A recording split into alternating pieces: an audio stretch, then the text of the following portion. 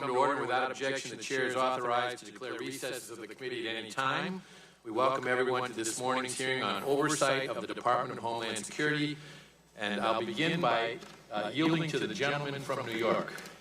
Thank you, Mr. Chairman. Before we begin, I want to point out that this is most likely the last time you will be presiding over this committee as chairman. Although your retirement is well-deserved, it is a great loss to this committee, for Congress, and for the country.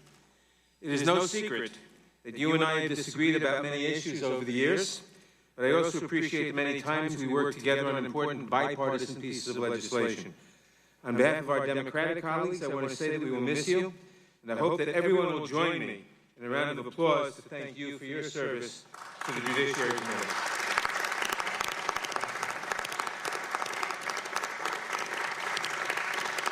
I yield back. I thank the gentleman, and I would note that one of those bipartisan efforts will be on the floor of the House today, the First Step Act, and I hope that is just the first step in what is badly needed criminal justice reform in our country, and addressing major parts of prison reform and sentencing reform are a great part of that. So thank you for your kind words, and I'll now begin by recognizing myself for an opening statement. When President Obama's Department of Homeland Security, Jay Johnson, first testified in front of this committee, I told him that he was not responsible for the dangerous and irresponsible decisions made by DHS before he was sworn in. And I told him that we could only hope that he would bring back a level of adult responsibility to the enforcement of our immigration laws. The same rings true today. The current secretary is not responsible for the actions of her predecessors, but she carries the burden of reversing the course of years of implemented policies that flagrantly disregarded and hindered the rule of law in the United States immigration system. She carries the burden of ensuring that immigration enforcement is on track and that immigration benefits are issued only to those eligible to receive them. She carries the burden of ensuring that U.S. immigration law and policy is workable and that it benefits America. Historically, our immigration laws and policy have been written to balance national security with humanitarian generosity and meeting the workforce needs of a fluctuating economy. Sometimes the laws and policies need to be updated to respond to situations that have arisen over time. That is the case with our asylum laws, with our laws governing inadmissible and removable aliens, and our laws governing detention of aliens, and with our laws governing legal immigration, among many others. Unfortunately, despite the best efforts of many of us in Congress, we have not been able to pass legislation to change those laws. And unfortunately, over the last 2 years, nearly every time DHS has attempted to enforce the immigration laws as they were written by Congress, or to make sure that their policies adhere to those laws, the agency has been thwarted by politicians who want this to remain a political issue, the open borders lobby, the biased media, and activist judges on federal courts. Even the Obama administration had problems with activist courts, which was apparent when they challenged the ruling a Central District of California judge in the Flores settlement case. So DHS is left to deal with the repercussions. The number of apprehensions of illegal aliens between the ports of entry along the southwest U.S. border is increasing exponentially. During fiscal year 2018, 396,579 aliens were apprehended entering the U.S. illegally between southwest border ports of entry. This trend is continuing into fiscal year 2019, with 51,000 such aliens apprehended in October and 51,856 apprehended in November. In family units, as well as unaccompanied alien children. At the same time, DHS is faced with ever-increasing violence and lawlessness at the southwest border.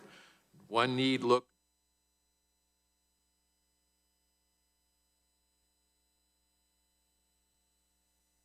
to prevent the port from being overrun with the caravan from Central America. For weeks, we were told by the Open Borders lobby and by much of the media that the thousands of caravanners were peaceful and that they were fleeing violence, not seeking to invoke it. Instead, on that day, upwards of 1,000 caravanners attempted to storm the entry lanes to San Ysidro. And when they couldn't do so, they attempted to storm through the port through the southbound exit lanes. And when that failed, they began to go around to the side of the port, jump fences, and force entry. They hurled rocks, bottles, and whatever else they could use as a projectile to attack Border Patrol and other CBP officials. 4 agents were injured during the altercation. CBP officials used tear gas, as has been used many, many times in the past for crowd control, and were able to eventually turn back the vast majority of the migrants. And this is just one of the difficult and dangerous situations that the men and women of DHS encounter every day. Whether it is rescuing over 4,300 aliens last year from drowning or dehydration while they were attempting to enter the U.S. illegally, or effectively removing high-profile dangerous aliens from the U.S., or extricating trafficking victims from their abusers, the employees of DHS are to be commended. But the DHS immigration functions are much more than just enforcement related. The U.S. Citizenship and Immigration Services is taking seriously its responsibility to the integrity of immigration benefits and the rule of law. For instance, many immigration benefit applicants in the United States who are found ineligible for the visa or status they are seeking are now appropriately issued a notice to appear in immigration court.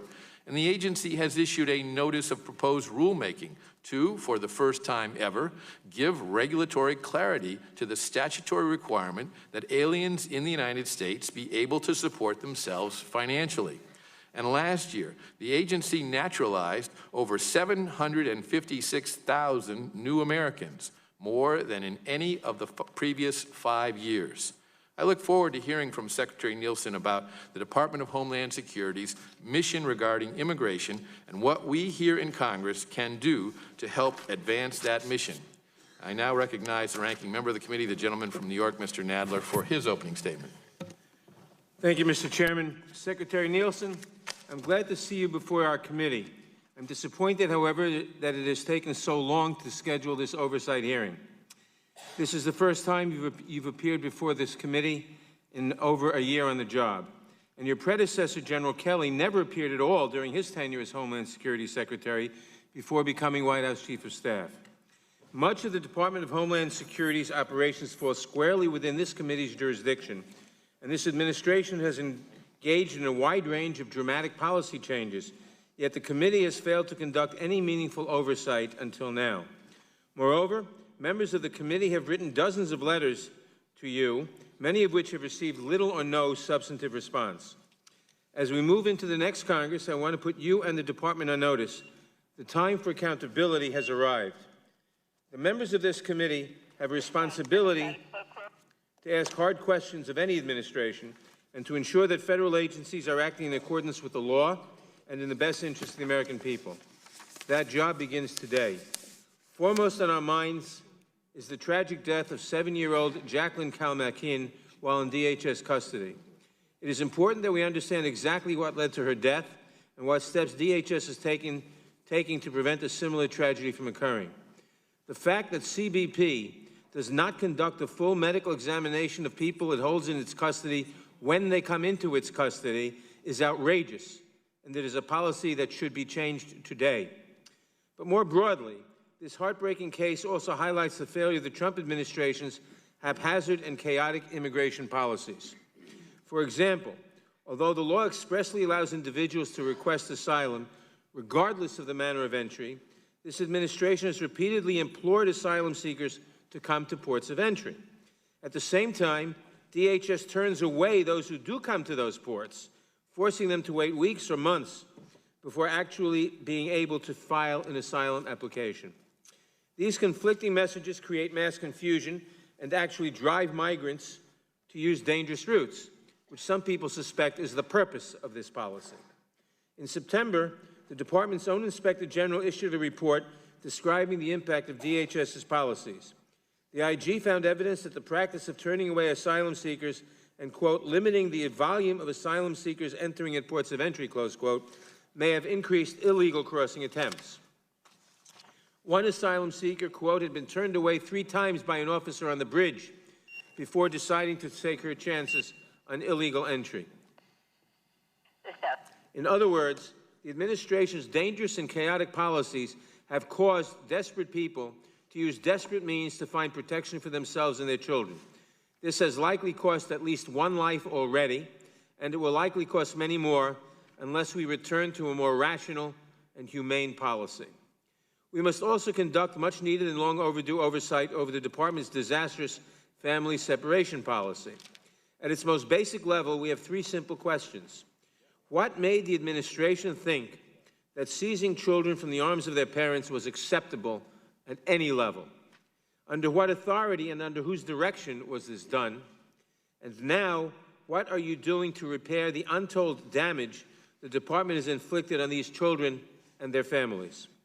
Not only was this policy abhorrent and morally repugnant, it is clear that the department was either incompetent or grossly negligent in its implementation, which only compounded the trauma inflicted on innocent children and their parents. For example, DHS failed to keep sufficient records that would enable the eventual reunification of separated children with their parents. Again, this is the conclusion of the department's own Inspector General. Among other things, the IG found that DHS, quote, struggled to identify, track, and reunite families, unquote, that your agency caused confusion by providing inconsistent information to separated families, and that the department, quote, was not fully prepared to implement the administration's zero-tolerance policy or to deal with some of its after-effects, close quote. I would also ask, on what planet can a humane democratic country deport parents without giving them the opportunity to have their children with them and without maintaining records so you could identify them afterwards? The fact that this was handled so poorly and that some separated children have yet to be reunited with their parents is unacceptable. Mass kidnapping by the federal government is criminal. We recently learned that DHS piloted a family separation policy in El Paso months earlier. The fact that these issues were not identified at the time or that they were willfully ignored demonstrates a callousness and an indifference to human suffering that is simply appalling, unless it is deliberate to deter people from exercising their right to request political asylum. It is past time for a full accounting of this shameful policy. We must also look at the administration's enforcement priorities or lack thereof. Rather than prioritize for removal those who threaten public safety, as was done by past administrations, this administration has effectively chosen to prioritize everyone, and thus no one. Particularly egregious are the policy changes targeting women, children, and families. DHS, for example, ended the presumption to release pregnant women from detention, and it seeks to indefinitely detain families by overturning the Flores Settlement Agreement through rulemaking. All of this is being done despite the fact that the American Academy of Pediatrics, the American College of Obstetricians and Gynecologists, and the American Academy of Family Physicians have concluded that, quote, the conditions in DHS facilities are not appropriate for pregnant women or children. Not content, close quote, not content to attack and dehumanize those who seek asylum in our country, a right guaranteed by our laws, the administration is also attacking legal immigration. It is hell-bent on stripping DACA recipients of their work permits, ending TPS protections for thousands of immigrants who have been here legally for decades, and even rescinding work authorization for the spouses of H-1B workers who have been approved for immigrant visas. DHS also has proposed to dramatically reinterpret the public charge ground for inadmissibility, which would effectively penalize individuals for receiving supplemental public benefits to which they are legally entitled. As DHS's own analysis found, it may make America sicker and poorer, and it will have a profound negative effect on the health, safety, and economic well-being of communities across America. As I stated in a comment submitted on this rule with 110 of my colleagues, the rule is an unlawful and dangerous attempt by the administration to circumvent Congress and to reduce legal immigration. The administration has been clear in its desire to cut legal immigration, especially for the family members of U.S. citizens. The President, for example, has repeatedly pushed the RAISE Act, which would cut legal immigration in half. After failing to get that bill through Congress, the administration is now seeking to accomplish its goals by creating obstacles for individuals legally seeking to come to this country. The Trump administration, including DHS under your watch, has launched a relentless attack against immigrants of all stripes. Although your department has evaded meaningful oversight until now, you can be sure that beginning in January, this committee intends to do its job in a fair but firm manner. The time for zero accountability is over, and we are determined to ensure that the department's policies and practices are aligned with the laws and with the values of this nation. Thank you again, Secretary Nielsen, for appearing before the committee today. I look forward to a substantive dialogue with you on these critical matters. Now I yield back the balance of my time. The committee will stand in recess. When we return after this vote series, we will hear from Secretary Nielsen. Thank you. The committee stands in recess.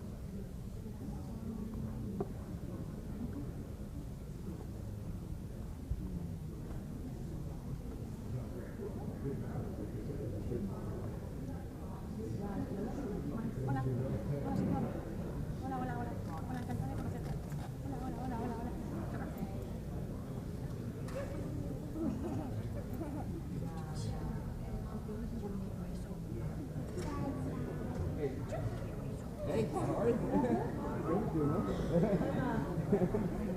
really?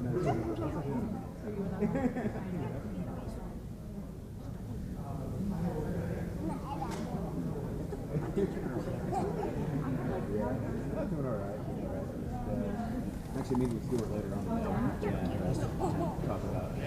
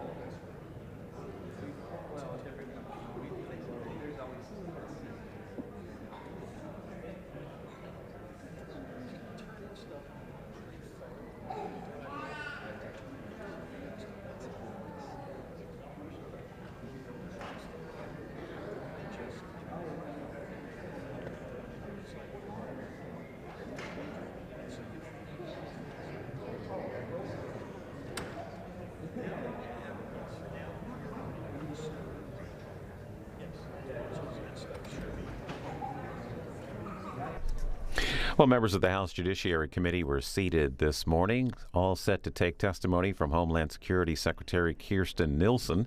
She was set to offer her testimony this morning on oversight of her Department of Homeland Security. Of course, the department oversees border security and border wall implementation. Members right now have walked over to the House chamber as there is a series of votes that is taking place right now in the House. And by the way, you can see those votes as they happen on our companion network, C-SPAN. When that all wraps up, they'll return here to the chamber, and this Homeland Security hearing will continue, and we'll, of course, bring you live coverage here on C-SPAN 3. While we wait, though, we will show you what happened earlier today with some of the opening statements from members of the House Judiciary Committee.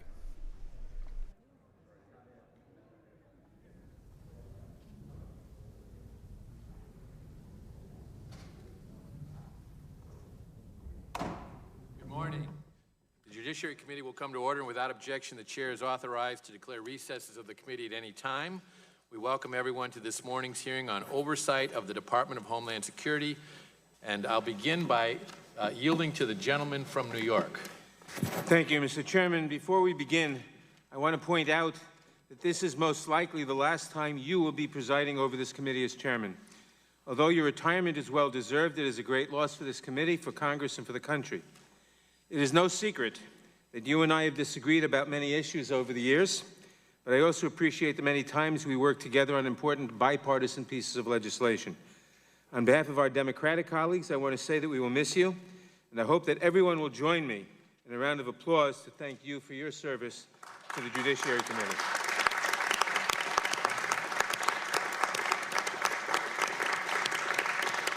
I yield back. I thank the gentleman, and I would note that one of those bipartisan efforts will be on the floor of the House today, the First Step Act, and I hope that is just the first step in what is badly needed criminal justice reform in our country, and addressing major parts of prison reform and sentencing reform are a great part of that. So thank you for your kind words, and I'll now begin by recognizing myself for an opening statement. When President Obama's Department of Homeland Security, Jay Johnson, first testified in front of this committee, I told him that he was not responsible for the dangerous and irresponsible decisions made by DHS before he was sworn in. and I told him that we could only hope that he would bring back a level of adult responsibility to the enforcement of our immigration laws. The same rings true today. The current secretary is not responsible for the actions of her predecessors, but she carries the burden of reversing the course of years of implemented policies that flagrantly disregarded and hindered the rule of law in the United States immigration system. She carries the burden of ensuring that immigration enforcement is on track and that immigration benefits are issued only to those eligible to receive them. She carries the burden of ensuring that U.S. immigration law and policy is workable and that it benefits America. Historically, our immigration laws and policy have been written to balance national security with humanitarian generosity and meeting the workforce needs of a fluctuating economy. Sometimes the laws and policies need to be updated to respond to situations that have arisen over time. That is the case with our asylum laws, with our laws governing inadmissible and removable aliens, and our laws governing detention of aliens, and with our laws governing legal immigration, among many others. Unfortunately, despite the best efforts of many of us in Congress, we have not been able to pass legislation to change those laws. And unfortunately, over the last 2 years, nearly every time DHS has attempted to enforce the immigration laws as they were written by Congress, or to make sure that their policies adhere to those laws, the agency has been thwarted by politicians who want this to remain a political issue, the open borders lobby, the biased media, and activist judges on federal courts. Even the Obama administration had problems with activist courts, which was apparent when they challenged the ruling a Central District of California judge in the Flores settlement case. So DHS is left to deal with the repercussions. The number of apprehensions of illegal aliens between the ports of entry along the southwest U.S. border is increasing exponentially. During fiscal year 2018, 396,579 aliens were apprehended entering the U.S. illegally between southwest border ports of entry. This trend is continuing into fiscal year 2019, with 51,000 such aliens apprehended in October and 51,856 apprehended in November. In family units, as well as unaccompanied alien children. At the same time, DHS is faced with ever-increasing violence and lawlessness at the southwest border. One need look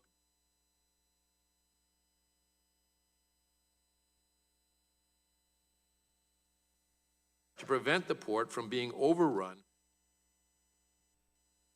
with the caravan from Central America. For weeks, we were told by the Open Borders lobby and by much of the media that the thousands of caravanners were peaceful and that they were fleeing violence, not seeking to invoke it.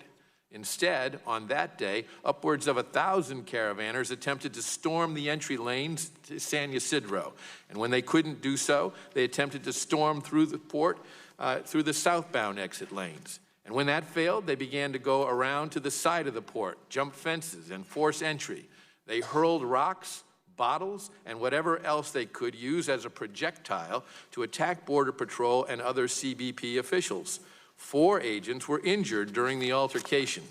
CBP officials used tear gas, as has been used many, many times in the past for crowd control, and were able to eventually turn back the vast majority of the migrants. And this is just one of the difficult and dangerous situations that the men and women of DHS encounter every day.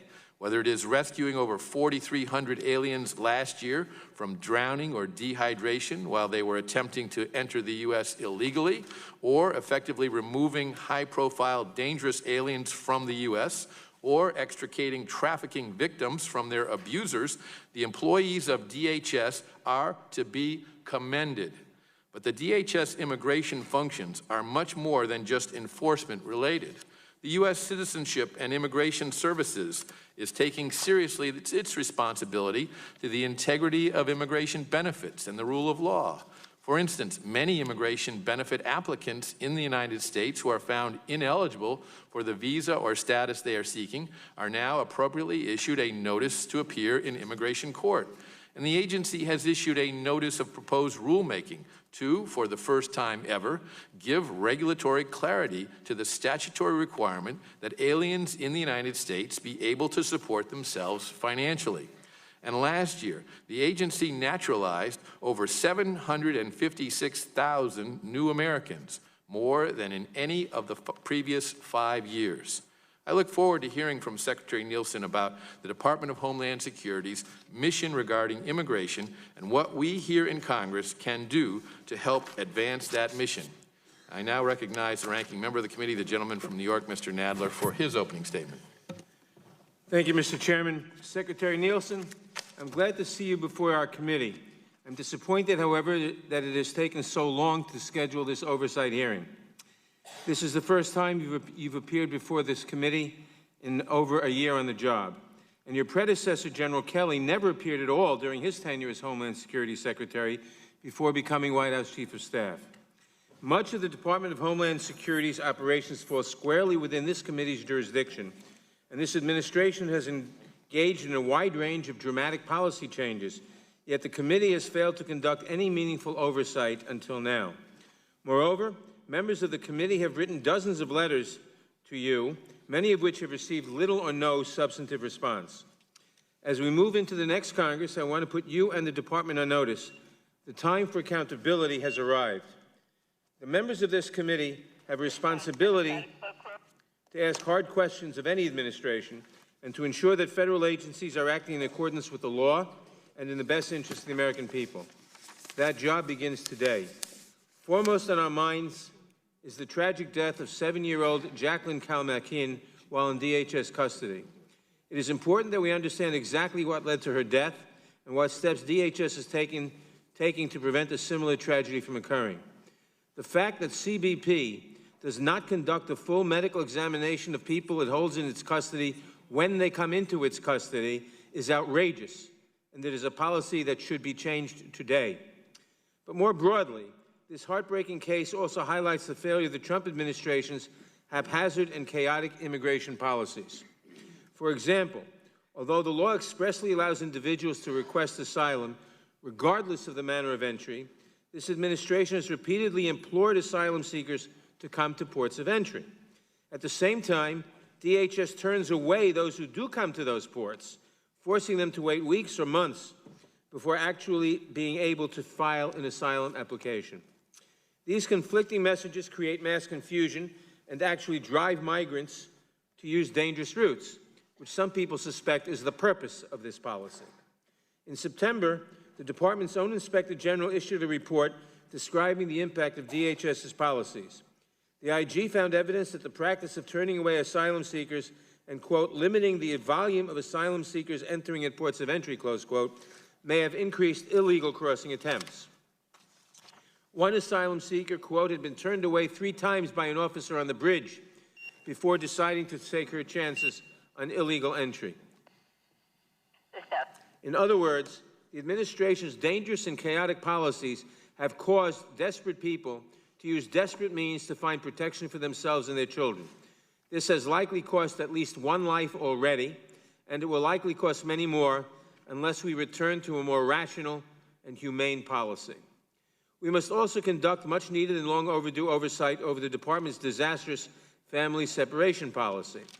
At its most basic level, we have 3 simple questions.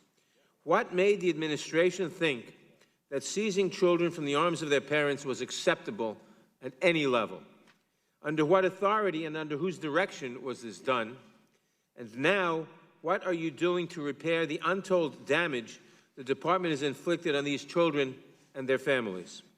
Not only was this policy abhorrent and morally repugnant, it is clear that the department was either incompetent or grossly negligent in its implementation, which only compounded the trauma inflicted on innocent children and their parents. For example, DHS failed to keep sufficient records that would enable the eventual reunification of separated children with their parents. Again, this is the conclusion of the department's own Inspector General. Among other things, the IG found that DHS, quote, struggled to identify, track, and reunite families, unquote, that your agency caused confusion by providing inconsistent information to separated families, and that the department, quote, was not fully prepared to implement the administration's zero-tolerance policy or to deal with some of its after effects, close quote.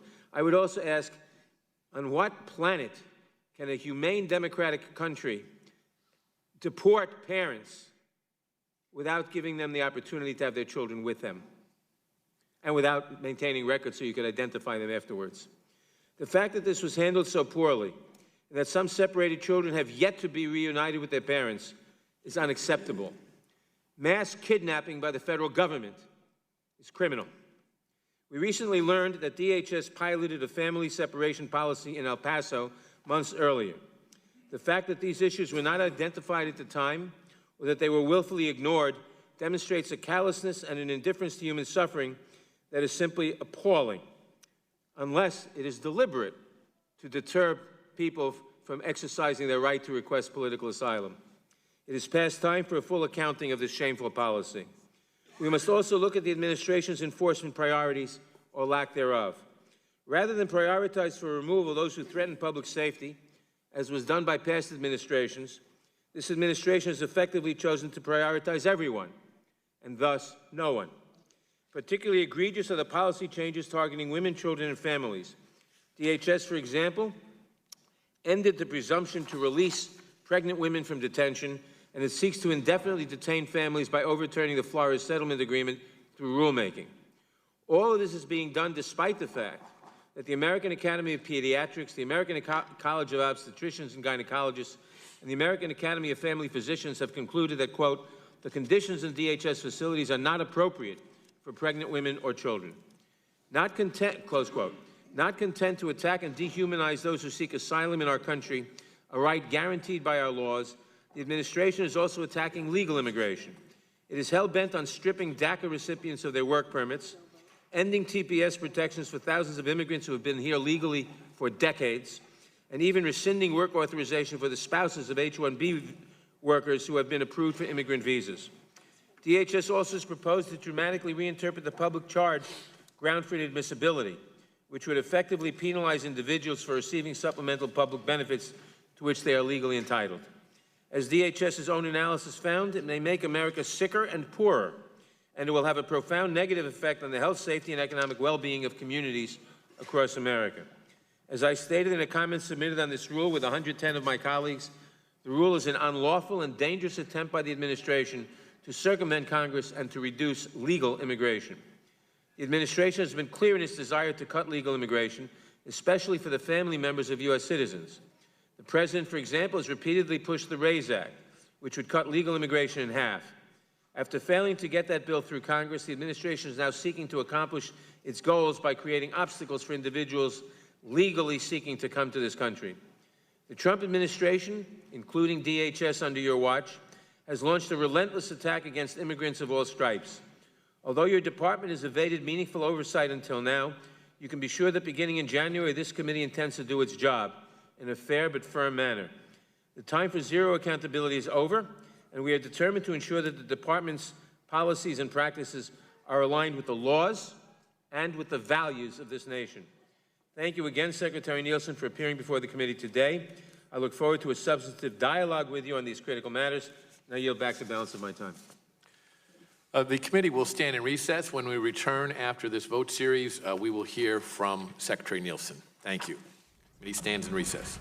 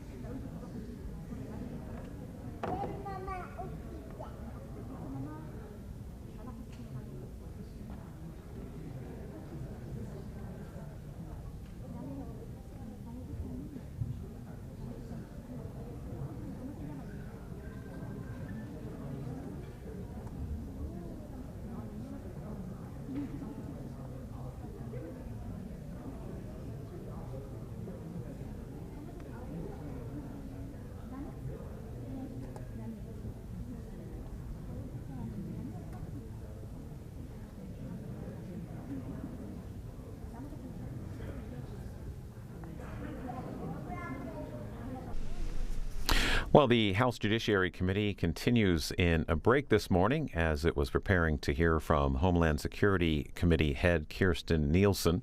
The committee had to go into recess a little while ago as they took part in a vote on the extension of government funding in the House. And that was part of the reason why this committee is in a bit of a recess right now. We understand two members of the committee, in fact, the committee chair and the ranking member, are both on the floor of the House, and they are debating the criminal justice reform bill, which was approved in the Senate yesterday. So it could be a little bit before we see this committee continuing with their testimony from Homeland Security Secretary Kirstjen Nielsen. As a matter of fact, she has not yet spoken. We heard opening statements from some of the members, but when they resume, we do expect to finally get to the Homeland Security Secretary. While we wait, another discussion from this morning's Washington Journal. With Aaron Mehta, who is a deputy editor and senior Pentagon correspondent for Defense News, about the president's decision to withdraw troops from Syria. Mr. Mehta, how did this decision come about? Well, that's a really good question. I think it's one that a lot of people in Washington are trying to figure out right now. As far as anyone's been able to tell largely from reporting and talking with sources, this was a decision the president made essentially on his own and said, we're going to go ahead and do this, and everyone just kind of get on board. His own national security team has opposed it. Both John Bolton and Secretary of Defense Jim Mattis have said in the past they believe U.S. forces need to stay in Syria, not just to try to stabilize the country, but potentially to be a check on Iranian influence in the area. Members of Congress have made it clear they're not fans of this. Lindsey Graham, who's been a supporter of the president, has been very vocal about his desire to stay in Syria. And we've heard from allies abroad who say this is going to cause instability in the country. Potentially it will cost lives. And we've certainly seen from close allies the sense that they were not consulted. The sole kind of exception there seems to be Israel at this point. Israeli President Benjamin Netanyahu said that he had about a day's warning that the president said this. Everyone else seems to have caught pretty flat-footed in this whole decision-making process. Well, what prompted the president to make this decision? Why? What's the justification? Well, as the president himself said, this is a campaign promise. He did run in 2016 saying essentially part of his process was we feel we shouldn't be out and the U.S. doesn't need to be everybody's cop. As I'm talking to you right now, the president is tweeting and literally just tweeted, getting out of Syria was no surprise. I've been campaigning it for years. 6 months ago, I publicly wanted to agree to stay longer. Russia, Iran, Syria, and others are the local enemy of ISIS. We're doing their work. Time to come home and rebuild. Essentially, the president seems to be saying, I made a campaign promise, and I'm now following through on it. Who wins in this decision? Well, the obvious winners right away are, of course, the government of Bashar al-Assad and his supporters, which is a coalition of Russia and Iran. They have wanted to get the U.S. out of the area for quite some time. They believe, obviously, Assad believes this is my country. You were not here. You're not invited. Get out. And they want to go and take out some of the rebel factions that the U.S. has been tacitly supporting. The U.S. has been very careful to say we're not training troops or arming forces against Assad. We're doing this to combat ISIS. And there have been forces that have said we won't work with the U.S. because they will only arm us or only give us equipment to fight ISIS. We want to fight Assad. And there's been kind of a tacit agreement there where everyone kind of says, okay, we'll fight ISIS as long as we're getting support from the U.S. so we can then also deal with Assad in the future. This certainly puts the Kurdish forces, the Syrian Democratic Forces, which is a mix of Kurdish and Arabs, in the crosshairs, not just from Assad and potentially from Russia, but from Turkey as well. Turkey has been considering going into Syrian Kurdish territory because the Kurdish fighters who Syrians look at as terrorist groups or terrorist affiliate groups are based out of there, and basically going in and hoping to wipe out some of those Kurdish forces for good. The U.S. has essentially held the Turks back in the past, and just a couple of days ago had to reach a new agreement to kind of hold Turkey's forces from going in there.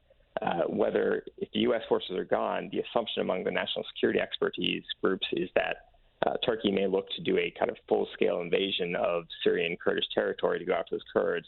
the same Kurds the U.S. has been training and equipping and using to fight ISIS, which opens up a lot of the concerns that even while ISIS may be down at the moment, if the forces that are fighting them are distracted, ISIS could reemerge. And the president just tweeting, does the USA want to be the policeman of the Middle East, getting nothing but spending precious lives and trillions of dollars protecting others who in almost all cases do not appreciate what we are doing? Do we want to be there forever? Time for others to finally fight. Russia, Iran, Syria, and many others are not happy about the U.S. leaving, despite what the fake news says, because now they will have to fight ISIS and others who they hate. Without us, I am building by far the most powerful military in the world. ISIS hits us, they are doomed. Aaron Mehta, there were 2,000 U.S. troops there, and the president is saying yesterday when he made this announcement that ISIS has been defeated. Is that true? Depends what you mean by defeated, I guess. Are they gone? No. Have they been dramatically weakened from where they were a couple years ago? For sure. The biggest change has been that they've lost a lot of the territory they control. The Pentagon has said up to about 99% of the territory they once controlled has been taken back. But the problem with ISIS, as we've seen with other terrorist groups in the past, is it's less about the land they control and more about the number of fighters and, can they regroup? Every expert you talk to has said ISIS has not been defeated in Syria. The fight goes on. In fact, Brett McGurk, who is Trump's own envoy to the coalition to defeat ISIS, just 3 days ago was talking and said, nobody is saying ISIS is going to disappear. Nobody is that naive. So we want to stay on the ground and make sure that stability can be maintained in those areas. The point here is, while ISIS may be down, they're not fully out. And we've seen in the past that when forces are distracted, particularly if the Kurdish forces feel they have to turn around and fight against Turkey to defend their territory as opposed to dealing with ISIS, ISIS regroups. They form back up. They start to take towns again. And if you talk to a lot of national security experts, they are saying that this is exactly what will happen now. If the U.S. forces leave, but the focus leaves as they're so close to kind of really delivering a knockout punch, ISIS will just regroup in some form and the problem will remain.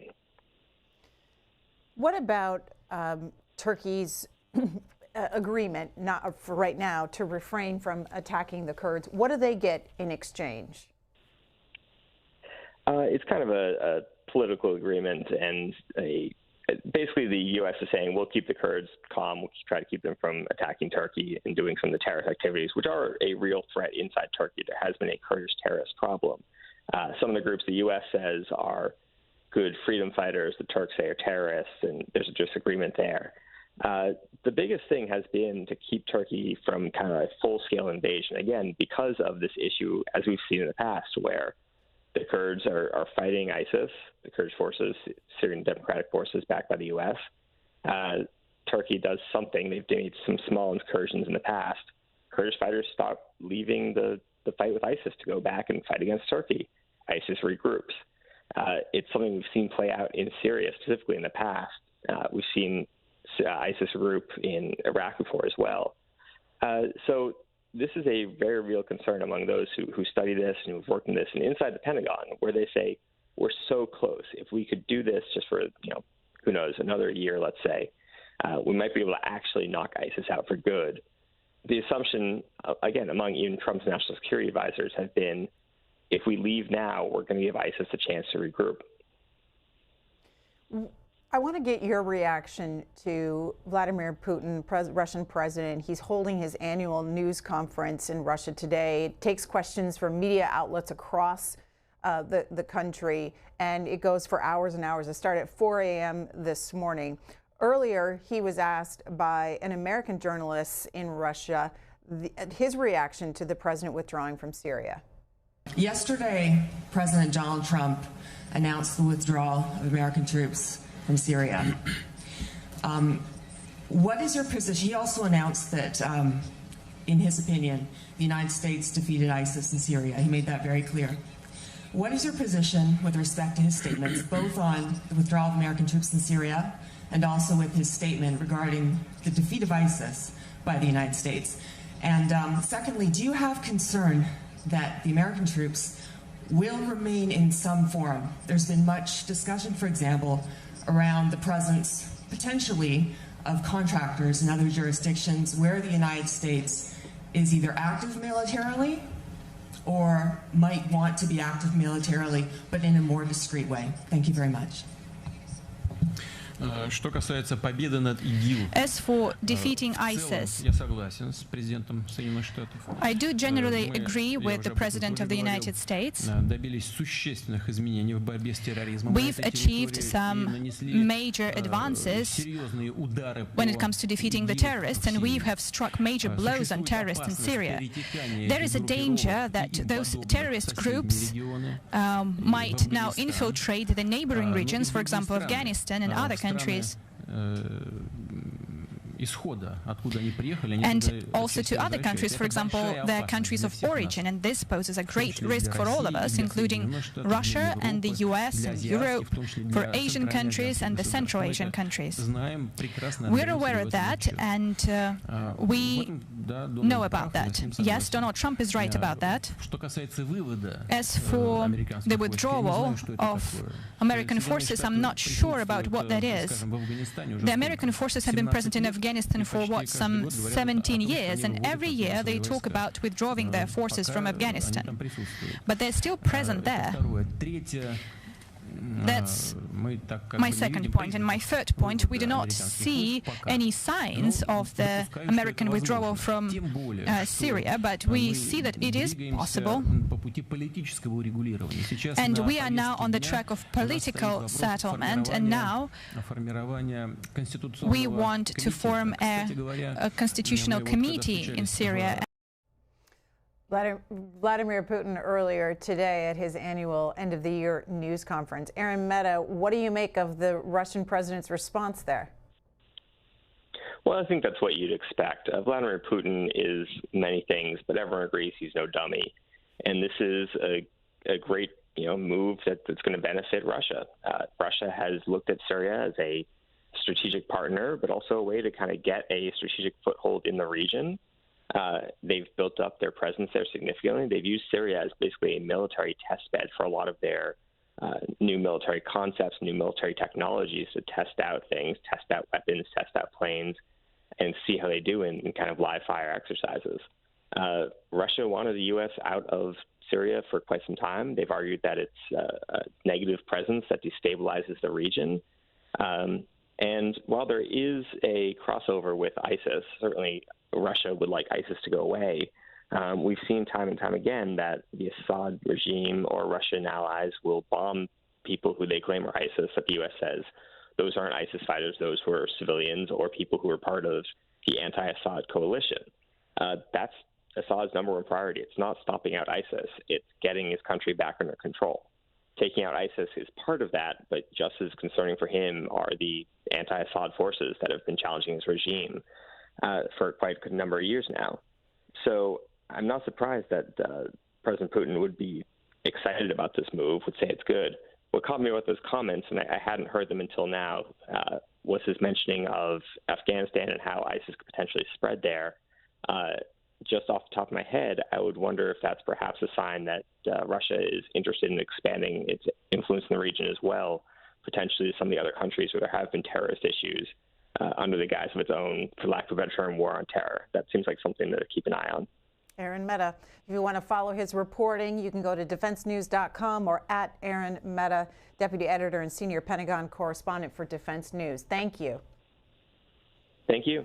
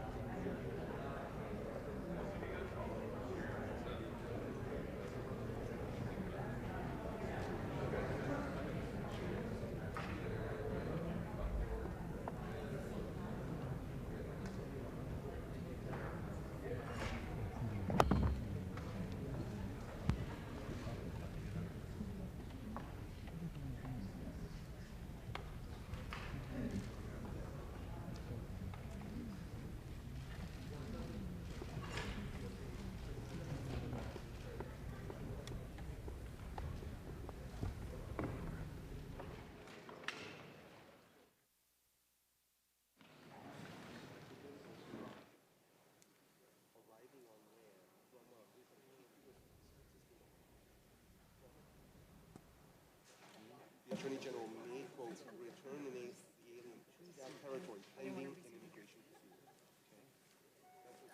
Okay? That is just for contiguous countries. So again, arriving from, in case of an alien arriving from Mexico or Canada. We have specific statutes.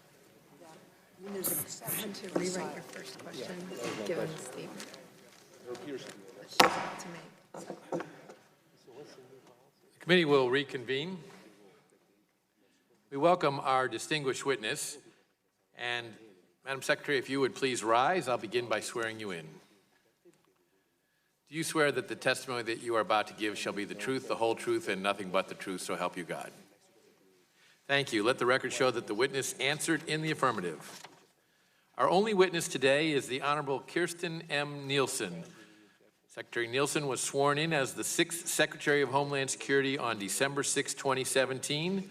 Secretary Nielsen is the first former Department of Homeland Security employee to become the Secretary. And your written statement will be entered into the record in its entirety, and we ask that you summarize your testimony in 5 minutes. And to help you stay within that time, there's a timing light on your table. It switches from green to yellow when you have 1 minute to conclude your testimony. Thank you, and you may begin. Well, good morning, Chairman Goodlatte, Ranking Member Nadler, and all the distinguished members of the committee. Before we begin, I want to take a minute to thank the chairman for his service to our country and for supporting our nation's frontline defenders at DHS and beyond. Sir, you have the thanks of the entire Department of Homeland Security. We wish you well in your retirement from Congress. Our department has many missions, and our people work tirelessly each day and around the clock to strengthen the safety and security of the American people against terrorists, transnational criminals, hackers, rogue nation states, natural disasters, and more. I applaud them for their extraordinary vigilance in protecting us all from persistent and emerging threats. But today I want to focus on one of our core missions in particular, our duty to secure our borders and enforce our immigration laws. This is one of the highest priorities of the President, the administration, and my department. Indeed, it is among the most fundamental responsibility of any sovereign nation. We face a crisis at our border, a real, serious, and sustained crisis. We have tens of thousands of illegal aliens arriving at our doorstep every month. We have drugs, criminals, and violence spilling into our country every week. And we have smugglers and traffickers who profit from human misery every single day by exploiting people who are seeking a better life, deceiving them about our laws, and fueling everything from sexual slavery to the smuggling of illicit goods. This chain of human misery is no more evident than with the tragic death of 7-year-old Jacqueline Cal McKean. Her death has deeply affected the Border Patrol agents involved in her case and the entire department. My heart goes out to her family and loved ones, and our entire department mourns this tragedy. What's more, the caravans, the so-called caravans headed towards our country, highlight how out of control the situation has become. Working with our partners, we have identified more than 600 criminals in the latest caravan flow, including individuals who have committed robberies, sexual assault, battery, and more. We cannot let them sneak into our country. That's why we have a legal process, a front door, to do the right screening and vetting to keep Americans safe. At the President's direction, we have confronted this crisis head-on, so for a moment, allow me to walk through some of the successes of the men and women of DHS in the past 2 years. We've championed a border wall system to include infrastructure, technology, and more personnel. We are building the first new border wall to go up in a decade and expanding replacement wall. Let me be clear, walls work. And where we have them, we are blocking illegal aliens from getting into our country. We need more, much more, from Congress.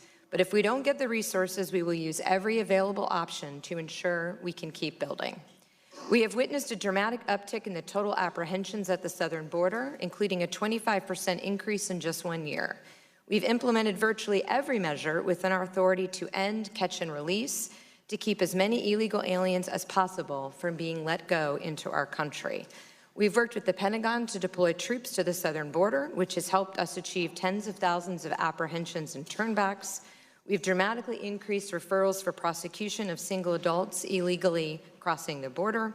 We've launched a concerted effort to arrest criminal aliens with a focus on targeting violent gang members, resulting in a more than 10% increase in ICE arrests and removals over the past year.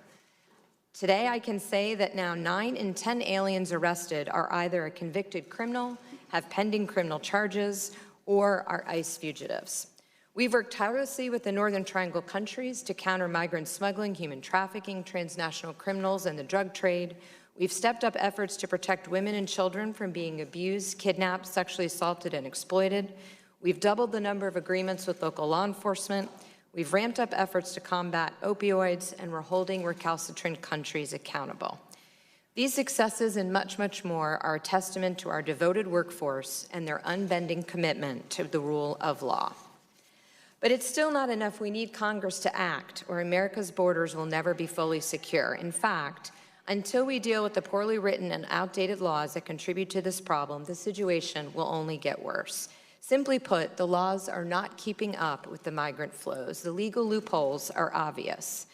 We've talked quite a bit about them. In the interest of time, Chairman, I'm happy to go back, but noticing the time, what I'd like to focus on is the fact that despite congressional inaction, we will not wait. We will not simply stand by as the crisis worsens. As the numbers go up, as the drugs flow in, as crime seeps into our communities, as the human toll grows along the very dangerous journey to our borders. For nearly 2 years, we've been working to stop illegal entry while also standing by our commitment to protect people who are actually fleeing real persecution. Sadly, many migrants have been misled by smugglers that they can claim asylum if they are seeking jobs or if they would like to reunite with their families. So the bottom line is this: all too frequently, if they say the magic words, they get a free pass into America. So today I am announcing historic measures to bring the situation under control. Effective immediately, the United States will begin the process of invoking Section 235(b)(2)(c) of the Immigration and Nationality Act. Once implemented, individuals arriving in or entering the United States from Mexico illegally or without proper documentation may be returned to Mexico for the duration of their immigration proceedings. They will not be able to disappear into the United States.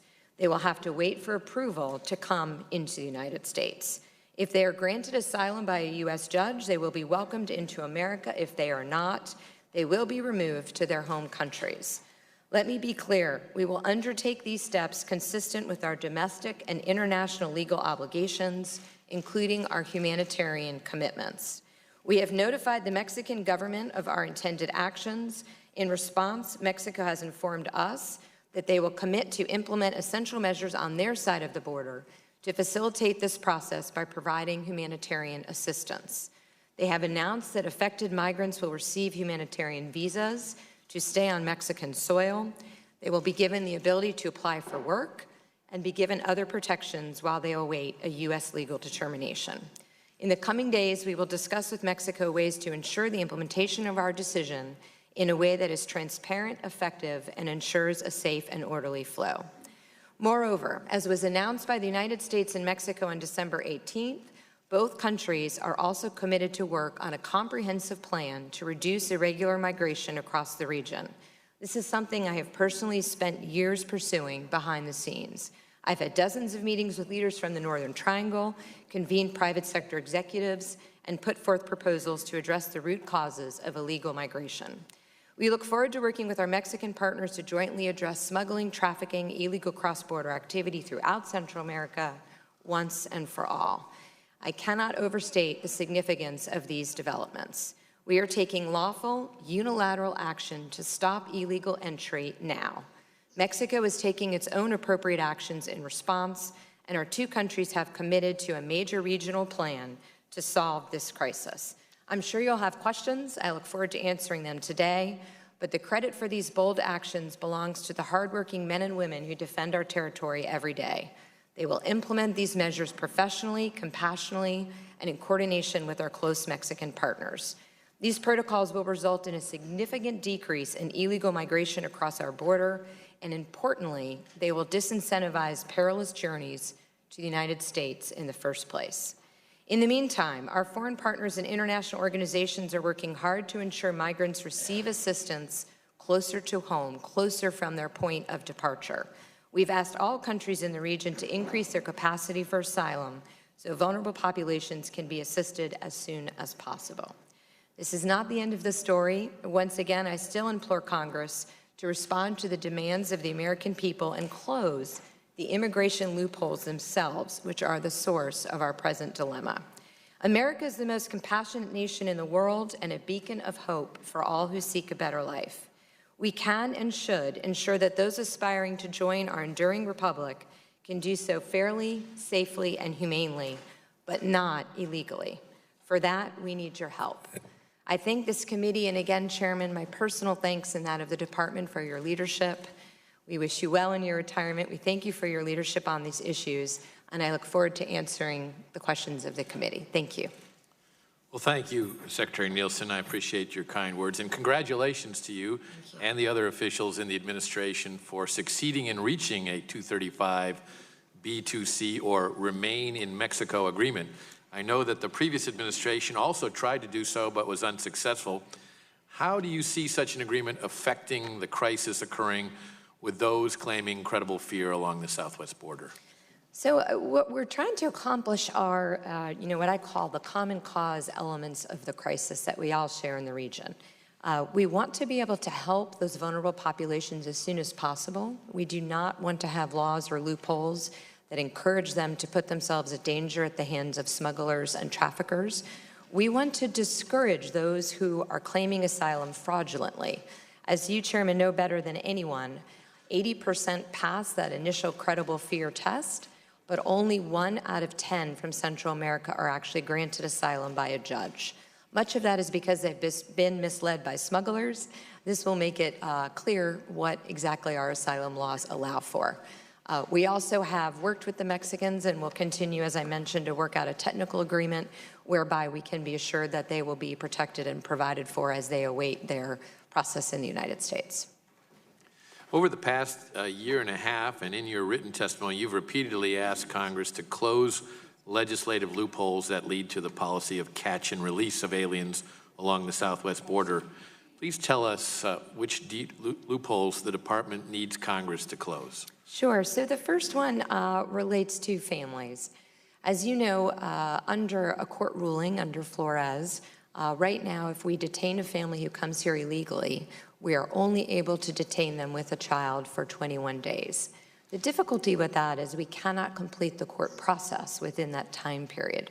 So we have been working on a reg, as you know, it's out for public comment. But what we are seeking to do is ensure that we can detain through removal.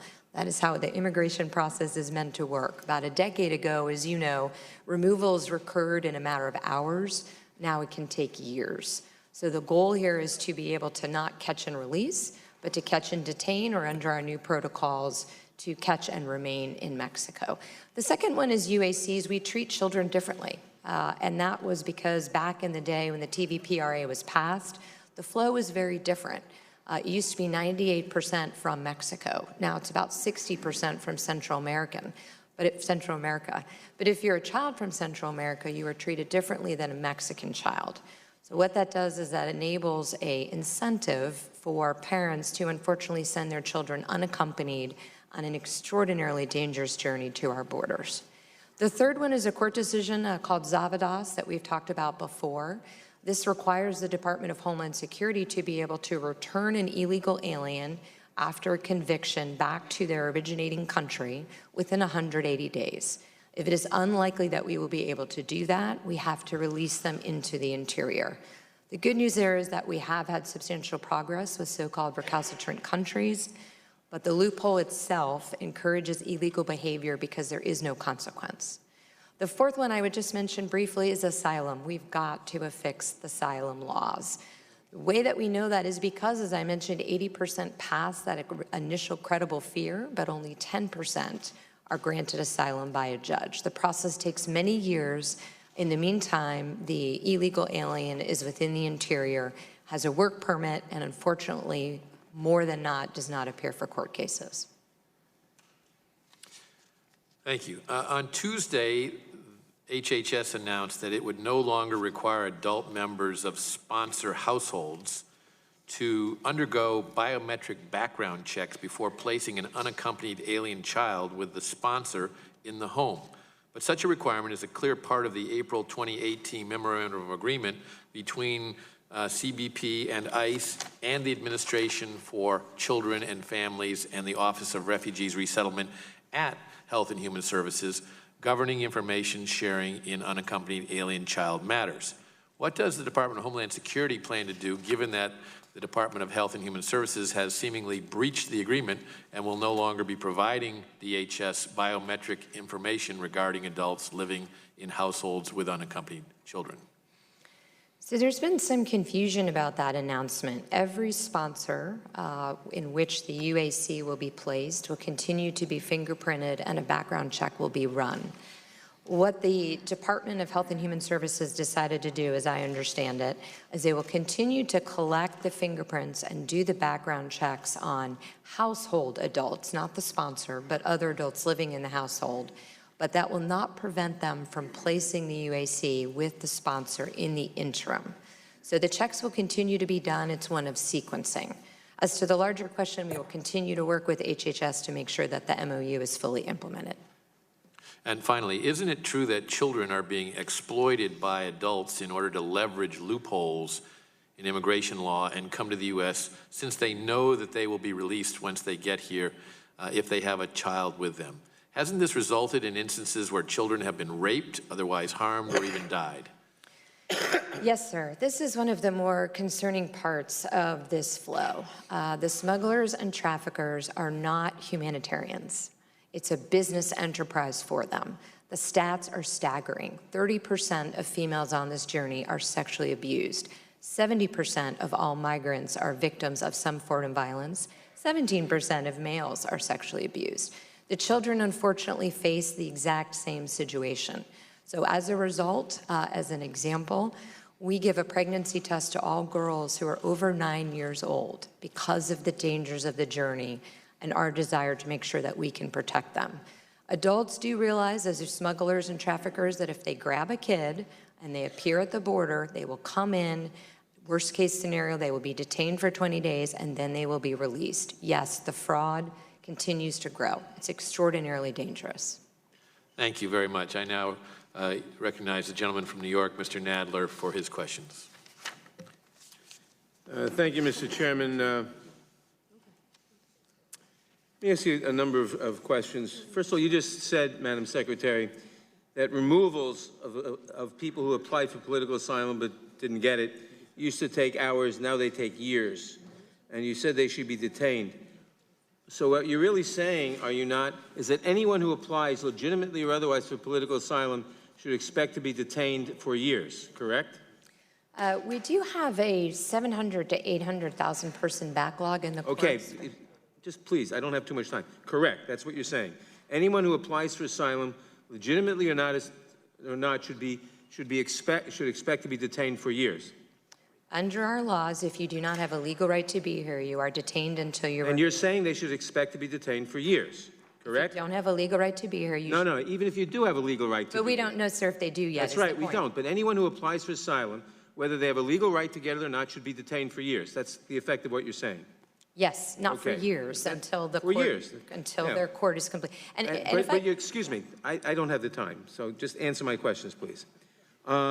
Why not instead speed up the process? Why not appoint more judges? It shouldn't take years. It used to take hours. Why should it take years now to adjudicate the case? It takes years now, sir, because the numbers are so substantially higher than... Has the administration requested additional funds to appoint additional immigration judges? For judges, yes, they have. How much?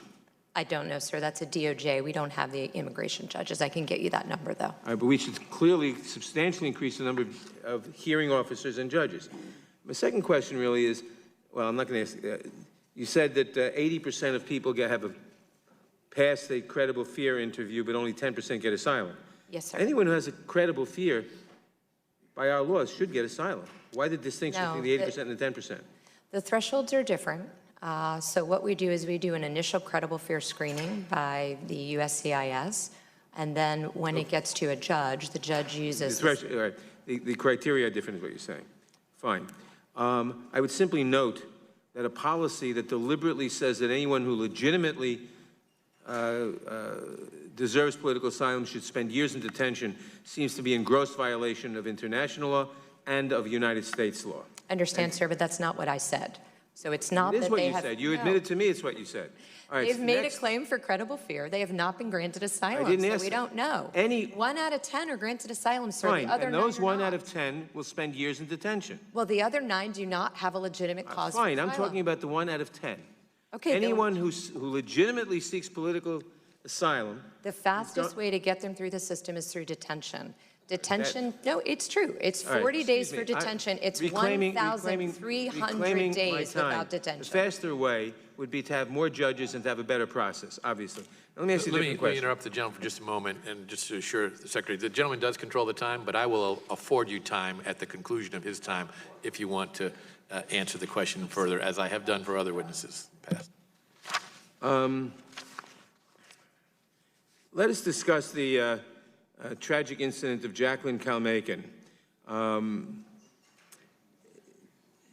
Let's start from the top. It is legal to apply for asylum whether or not a person comes to a designated port of arrival, correct? Currently, yes, sir. Thank you. Let's put aside your department's effort to deny asylum to anyone who crosses between the ports, an effort which has now been enjoined. You have strongly indicated your preference that asylum seekers should present themselves at ports, correct? Yes. Did you anticipate this might result in an increase in the number of asylum seekers coming to the ports? As the numbers go up, yes, sir. You are, after all, effectively taking those who might otherwise apply between the ports and adding them to those who are already come to the ports, so that would lead to greater numbers. You've just said yes. Despite this anticipated increase, capacity to process asylum seekers at ports of entry appears to have gone down, not up. DHS has increased metering at certain ports, causing long backlogs of asylum seekers at the border. And we have seen no effort to increase processing at ports given your desire to shift where people apply for asylum. Is DHS limiting processing at ports in an effort to deter asylum seekers from coming in the future?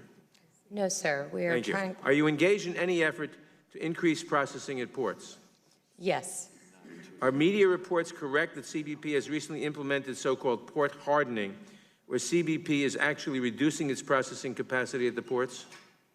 Port hardening is something very different than queuing. The queuing is based on all of the missions that we have to do at the border, which includes. But are you doing anything that would reduce your capacity to process people, X number of people per day at the ports? I'm not sure what the question means. No, sir. We're trying to execute all of our missions at the ports of entry. No. Are you doing anything that slows down, that reduces the number of people who can be processed at the ports on a daily or weekly basis? We are meeting all of our missions. So in the amount of what we have to do between national security, between narcotics, between economic security, and those without paperwork, at certain ports, we do not have capacity to do all of that at the same time. So that is why the queuing occurs. We take them as they come so that we meet our requirements. I understand all that. My question is, are you doing anything that you didn't used to do 2 minutes overtime that is reducing the capacity to process people at the ports? No. I mean, we're continuing to do what we need to do to execute now, all of our you're saying missions. that there's complete queuing here, obviously. Why have you not asked Congress for more port funding, either to increase capacity or to add more officers? And will that change in the FY 2020 budget? We have asked for more for the ports of entry. We've asked for more officers at the ports of entry. We've also asked for more Border Patrol agents.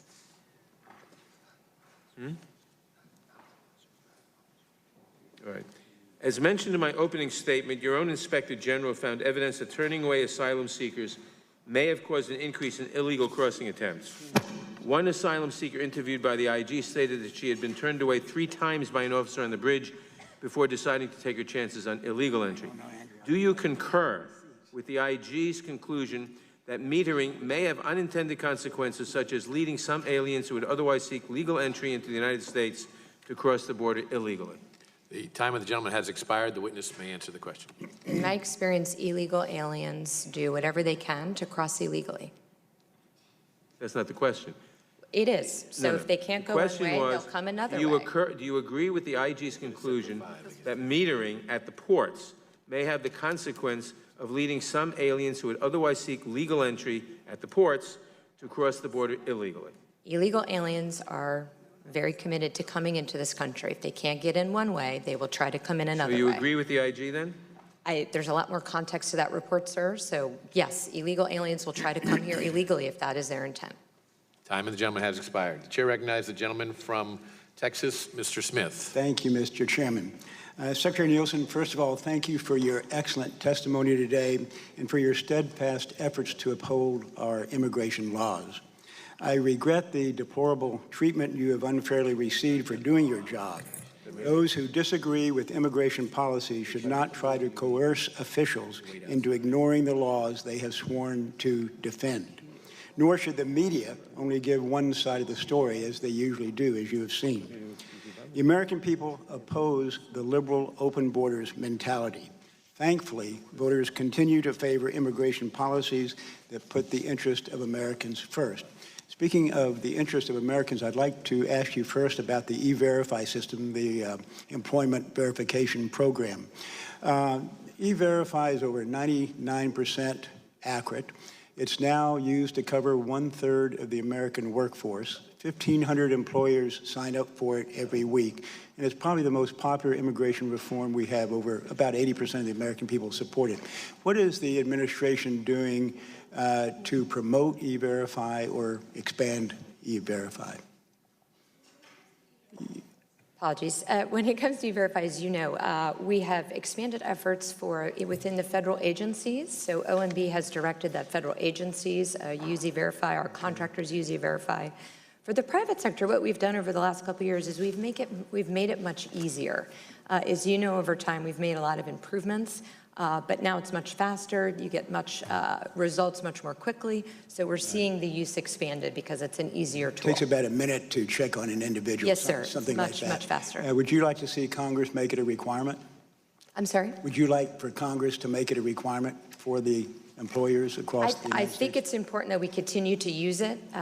So however we can expand that use, yes, sir, we agree with that. Okay, thanks. Let me turn to illegal immigration. Isn't it true that the facilities and resources used by CBP and ICE to house illegal immigrants apprehended along the southwest border are the same facilities and infrastructure as used for such purposes during the Obama administration? Yes, sir. Okay, thank you. Let me go to the problem of illegal immigration, which I think is a lot greater than most people realize. And let me ask you for some figures so we can kind of quantify the problem. How many individuals crossed our borders illegally last year would be the first part of the question. And also, how many individuals came into our country, overstayed their visas, and then acquired illegal status last year as well? So we apprehended 400,000 illegal aliens last year. Right now, we're averaging about 2,100 a day, 2,100 How many a day. people do you think succeeded in crossing our border illegally last year? So 2,100 a day are the ones who have crossed illegally, sir. So each day now, we stop 2,100 on our border crossing illegally. And then the Border Patrol estimate that about 2 or 3 or 4 or 5 get through for every one they apprehend, or not necessarily? I'm sorry, for some reason the sound is... Doesn't the Border Patrol estimate that many times the number they actually apprehend succeed in crossing our border illegally every day or every year? And what would be the total number you estimate crossed our border illegally last year? Not who were apprehended, who actually succeeded in getting into the country illegally. So the ones that we know about are the ones that I can tell you about. I'm happy to get you a modeled figure on the larger number, but it's 400,000 that we stopped last year. Okay. Do you have any estimate as to how many succeeded in crossing illegally? So the crossing, so what we do is we apprehend after they cross the border. So when I say 2,100 a day, that's 2,100 who did cross the border illegally, and then we apprehended them. That many. Yes, okay. sir, once they came on. And then how many visa overstayers came into the country, overstayed their visa, and then became illegal? So the visa overstay is something that we are working on. We're working on with other countries as well, so that if you are a country where you have a substantial portion of your citizens who overstay your visas, we are working with them on that side to reduce the fraud. The exact number I don't have, sir, but we can get it. But isn't the estimate that something like at least almost as many come into the country and overstay their visas as who actually cross the border illegally? Isn't that a rough estimate? The number is high, sir, but we're happy to verify that. Okay. What do you guess that the total is every year, but combination of illegal crossers and illegal overstayers? My guess, and I'll get you the number, we're probably about 600,000. Okay. I think that is a good way for the American people to understand how great the problem is. Thank you for your testimony again today. And Mr. Chairman, you go back. Chair recognizes the gentlewoman from California, Ms. Lofgren, for 5 minutes. Thank you, Mr. Chairman. Madam Secretary, I wanted to raise a quick issue about something that's happening in my district. I have received reports that ICE officers in Morgan Hill are not adhering to ICE protocols, that they are keeping detainees for long periods of time in vans, that they're denying access to attorneys. I will give you the details, but I'm hopeful that you will give me a full report and that you'll investigate that's happening, or the reports I've received in my district. I just would like to note that, you know, a Supreme Court decision is not a loophole. A statute duly enacted by the United States, by the Congress, signed into law, it's not a loophole. That's the law, and it's up to the executive branch to see that the laws are faithfully executed. So I just think it's important that we use the right language when we discuss the law. And another thing, the 10% figure that you used for success in asylum is not correct only if you look at unadjudicated cases or cases that received other relief. For example, under the Convention Against Torture, could you get to that number? And I'd be happy to show you those numbers later, but I have a very brief period of time. Following up on where Ranking Member Nadler left off, we had a staff briefing by DHS a couple of weeks ago, and we posed a question about metering, and in response, the CBP officer said that DHS was not seeking to increase processing, and this is exactly what he said. The more we process, the more will come, and it was clear to our staff, at least, that metering was being used to deter people from actually seeking asylum. Now, that's not what the INA, the Immigration Nationality Act, provides for. And so my question is, how San Ysidro Port is now, as I understand it, metering just 100 cases per day. How was the decision made to have just 100 cases a day processed? Is that the actual capacity? And do you think it's legal to limit processing through the metering program? And if so, what is the limit? Could you limit it to 1, to 5? What's the statutory basis for the decision? So first, of course, I'm happy to work with you on the report and work with you on that. With respect to the queuing, so what's important to understand is that we have many missions at the border. It's not just those who arrive without paperwork. So first and foremost, we worry about national security, right? Then we're worried about narcotics.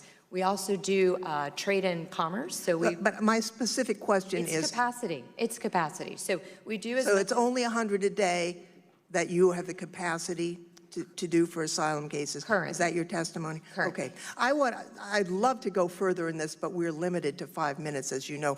And I want to talk about the new policy that has just been announced. Has Section 235B2C ever been used in the way that the administration is proposing to use it today? That's question number one.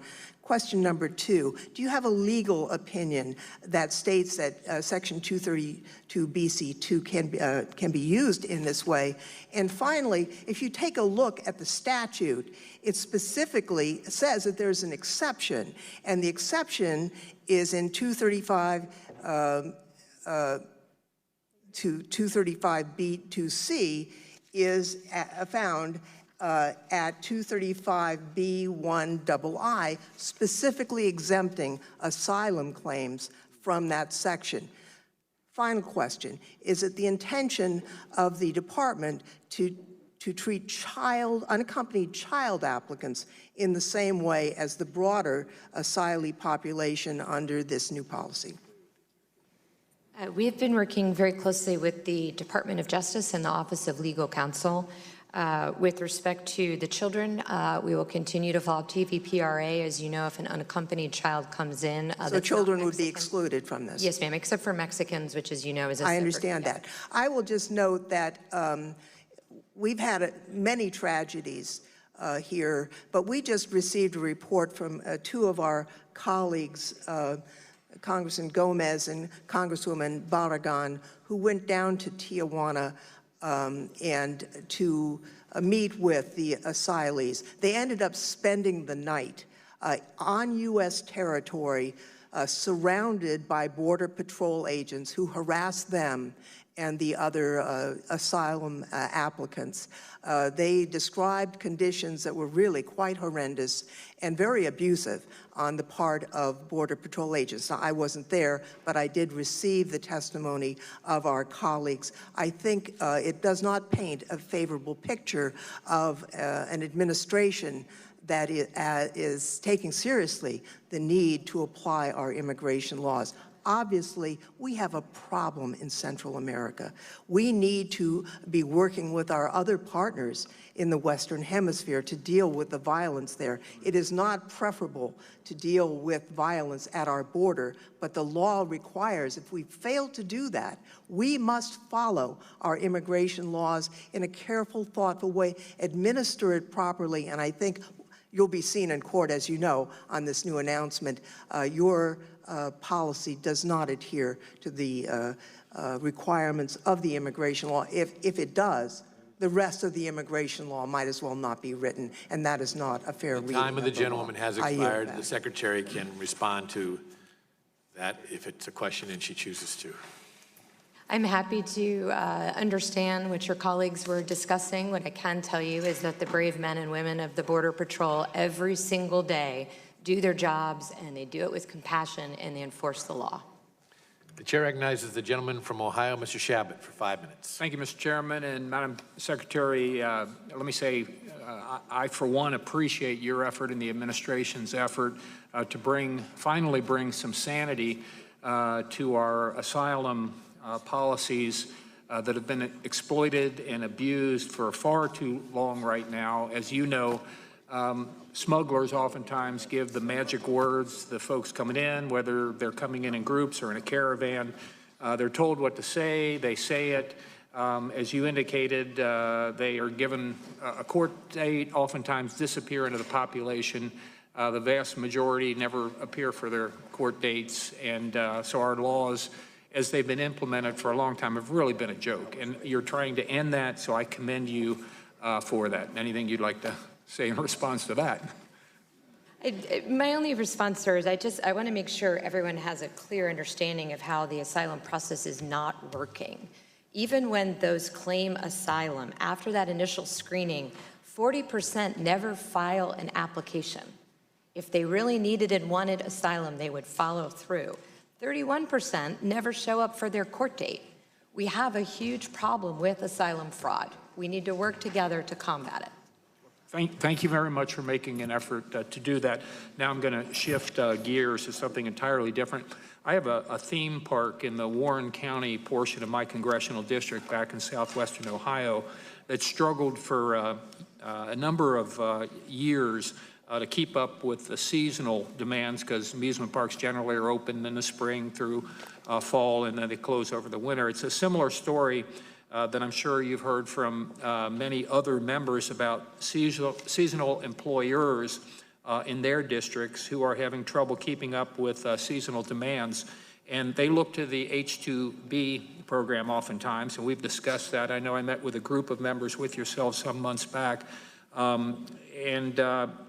that program is administered by your agencies, and they're being told that there aren't sufficient visas available, is the bottom line.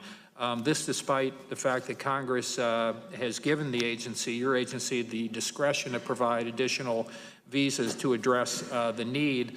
Now, a lot of small businesses in my district and districts all across the country have also been adversely impacted by the lack of H-2B visas and the resulting lack of seasonal employees.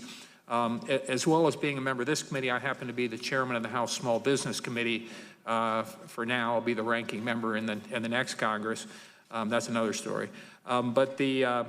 Because of the problem, it impacts so many small businesses, especially in a strong economy with record low unemployment. I've introduced the season Act. It's a bipartisan bill which would address this, but these things, they're hard to get through Congress because of the House and the Senate and 60-vote rule over there. But what we have done in this Congress is to provide your agency with the discretion to issue more visas in the fiscal year 18 omnibus bill as a temporary solution. So in any event, your agency determined that the number was, I think, about 5,000 additionals that you provided. There are a lot of folks who think that ought to be higher. The Labor Department, for example, said it ought to be 10 times the 15,000. And so where are you on that, and what can you do to get additional H-2B visas if they're needed? And I would argue that they are. Yes, so I did write a letter to all members of Congress on this topic, as you know. I do think and encourage and ask that Congress pass authorizing language on this. We need a cap. When we went through this last year, I asked every member of Congress that had a concern in his or her district, what are the numbers that you need? What are you hearing from businesses? What are the specific cases where the needs are not being met? Congress is in a very unique position to understand what that cap number should be. But having a cap is very important because it provides the predictability and stability for businesses to plan. So when you give the discretion to DHS and then the appropriations is late, two things happen. That second season never gets any, and businesses cannot plan because they don't know what the number will be. So what I respectfully request is that Congress put a number in law, that we address what temporary means, because there's still some confusion around that. These were meant, as you say, to be temporary and seasonal, and we're happy to work with you on language. I'm not familiar with specific language of the Season Act, but I completely agree this is an area that we need to address. Thank you very much. I'm almost out of time. Let me mention one final thing. Chairman McCall and I had introduced legislation relative to drones and the threat that they impose, whether they're terrorists or criminals or others that may wish us ill. An incident right now is occurring yesterday and today at Gatwick Airport. Could you comment on that from a Homeland Security perspective, what we can do about that threat? Yes, first I just want to thank you and other members of Congress who helped us get that legislation done. It's monumentally important. This is a real threat. We see drones coming across our border dropping off drugs. We see drones that we're not sure what their intent is flying around our airports, our critical infrastructure. We see them surveilling sensitive locations and disrupting communications. And of course, abroad, unfortunately, we've seen them quite easily weaponized. So we are working on the implementation plan based on the authority that you gave the Department and the Department of Justice. We are using everything we've learned from the Department of Defense and then applying it as appropriate in civilian contexts. And we look forward very much to come and briefing you on that. But this is an emerging threat, and we thank you for your leadership. Thank you very much. Yield back, Mr. Chairman. The chair recognizes the gentleman from Georgia, Mr. Johnson, for 5 minutes. Thank you. Ma'am, when did you first learn of the death of 7-year-old Jacqueline McKean? So I believe my front office staff was notified around if I have the dates right, the 7th, and then Commissioner McAleenan gave me a full readout email on the 13th. On the 13th? Yes, sir. Did you inquire about it between the 7th and the 13th? Yes, and as you know, the facts continue to come to light now, but yes, sir. What actions did you take between the 7th and the 13th? Some of it is to just try to understand what happened. As you know, this was an extraordinarily remote location, so we have begun investigations, and our IG is looking into this, among others, but to try to understand what other options might have been available as soon as... Okay, thank you. How many children 17 years old or younger have died in DHS, ICE, or CBP custody since you took office? I will get back to you on that figure. What I can tell you is that we have saved 4,200 migrants who are at distress due to their Approximately journey. how many have died? I understand your question, sir. I will get back to you. Can you give me an approximate figure? I will get back to you. I'm not going to guess under oath. All right. Do you view those who you call illegal aliens to be human or subhuman? Illegal aliens are human, sir. All right. And do you believe that these illegal aliens approaching our southern border are in search of safety and security primarily, or primarily in search of a job? So what we find with the flow, the most current flow over the last couple years, are the vast majority are either economic migrants or they're looking to reunify with their families. All right. Do you believe that DHS was prepared to implement your family separation policy when it went into effect? Sir, we never had a policy for family separation. What we did do was we applied the law equally to anybody who broke it, and if you were an illegal crosser of the southwest border, we, to the extent that we could, referred you for prosecution. You're aware that both the DHS Inspector General and GAO concluded that DHS was inadequately prepared to implement the family separation policy in an organized and efficient manner. Are you familiar with that report? I'm familiar with parts of the report, yes, sir. Do you agree with it or disagree? I don't agree with the premise of the question. We never had a policy, nor do we now, to separate families as a policy. All right. Well, let me ask you a simple question. When the decision was made to prosecute parents, it was DHS that physically separated the parent from his or her children. Is that correct? If the parent was referred to prosecution and was going to a criminal setting, we do not send the children with the parent at that time. How is it possible that your agency performed a separation policy when it did not have an ability to keep adequate records for eventual reunification of parent and child? So each parent in our custody did have access to communicating with their children. How was it that you were able to implement the policy without having a means of being able to reunite children with their parents? We did have a means. What we have done is improved it so that it's much more expedited and the technical systems interoperate. At one point, DHS and HHS announced the existence of a central database containing location information for separated parents and minors. You familiar with that announcement? We have updated all of our systems, but I think you're probably Are you familiar with that announcement when it was made? There's quite a few systems. You might be referring to the one from June. Okay, well, the IG found no evidence that a database ever existed. There is a database, sir. We know where all the children were. We knew where all the parents were. So you disagree with that IG finding? I don't have the language in front of me, so I'm happy to get back to you very specifically in response to that question. What I can tell you is ICE has a database, CBP has a database, and the Department of Health and Human Services also has a database. But there was no database containing location information for separated parents and minors. Again, we did know within each individual agency. So are you trying to say that there has been no problem with your agency reuniting parents and children separated at the border in accordance with your separation policy? The time of the gentleman has expired. The witness will be permitted to answer the question. Sure. We've complied with the court order, sir. We've worked very closely with the court and reunited. You are a champion at avoiding. The time of the gentleman has expired. My questions. The time of the gentleman has expired. And I would note for the record, Mr. Chairman. Regular order. I would note that every other member has been allowed to proceed with their questionings for more than the 5 minutes that I was given.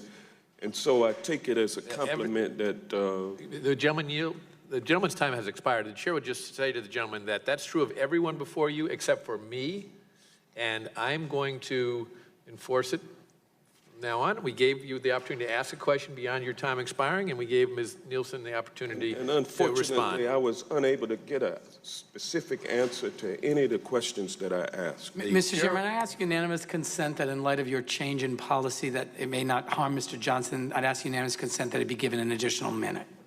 The objection is heard. The chair recognizes the gentleman from California, Mr. Issa, for 5 minutes. Thank you. Madam Secretary, when we finish our exchange, I'll try to leave a moment, and if you want to further answer his question, I certainly would be happy to hear it.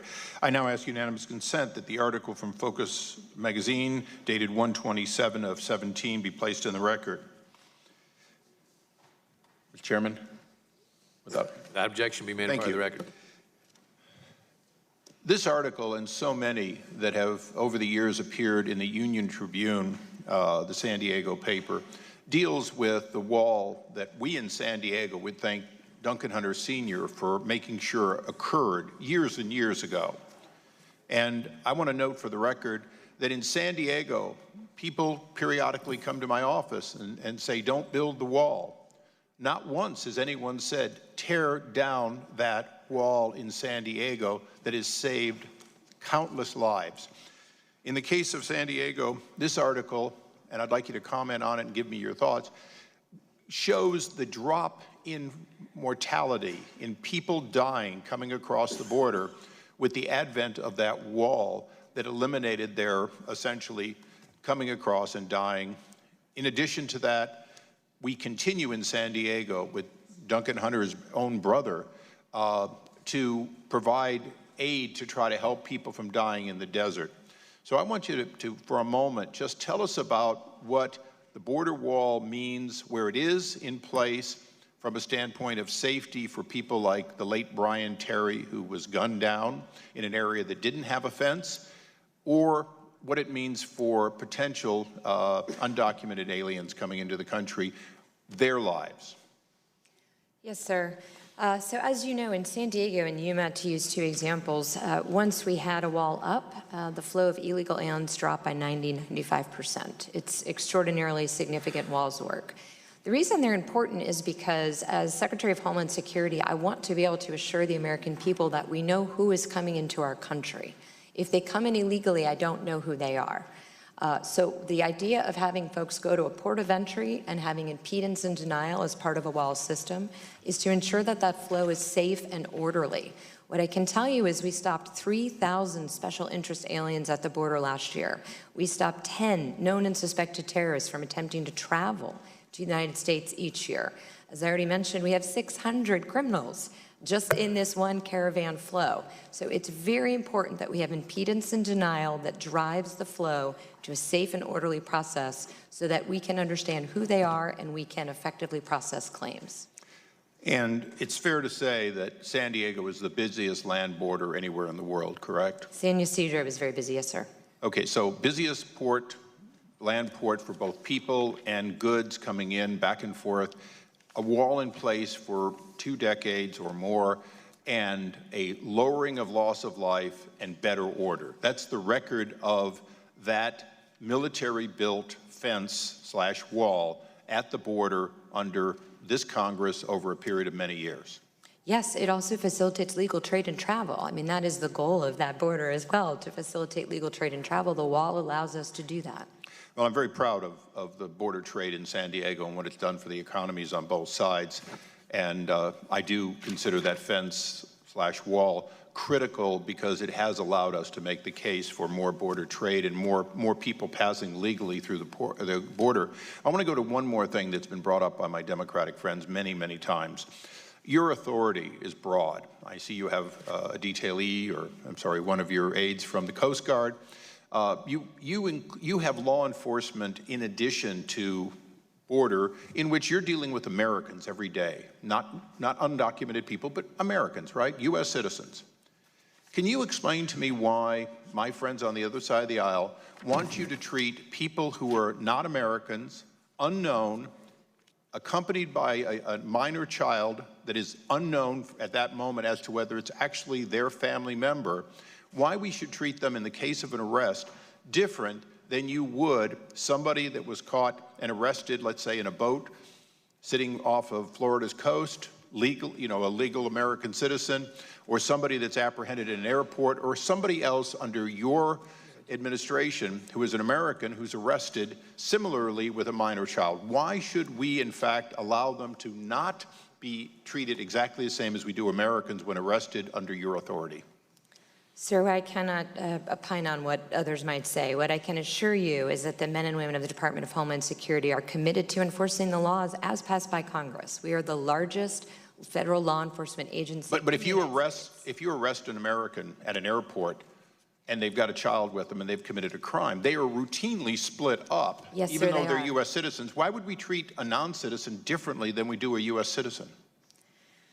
I cannot answer that question for you. I think that we should apply the law equally to everyone who breaks it. I agree. Would you answer anything further you want to for Mr.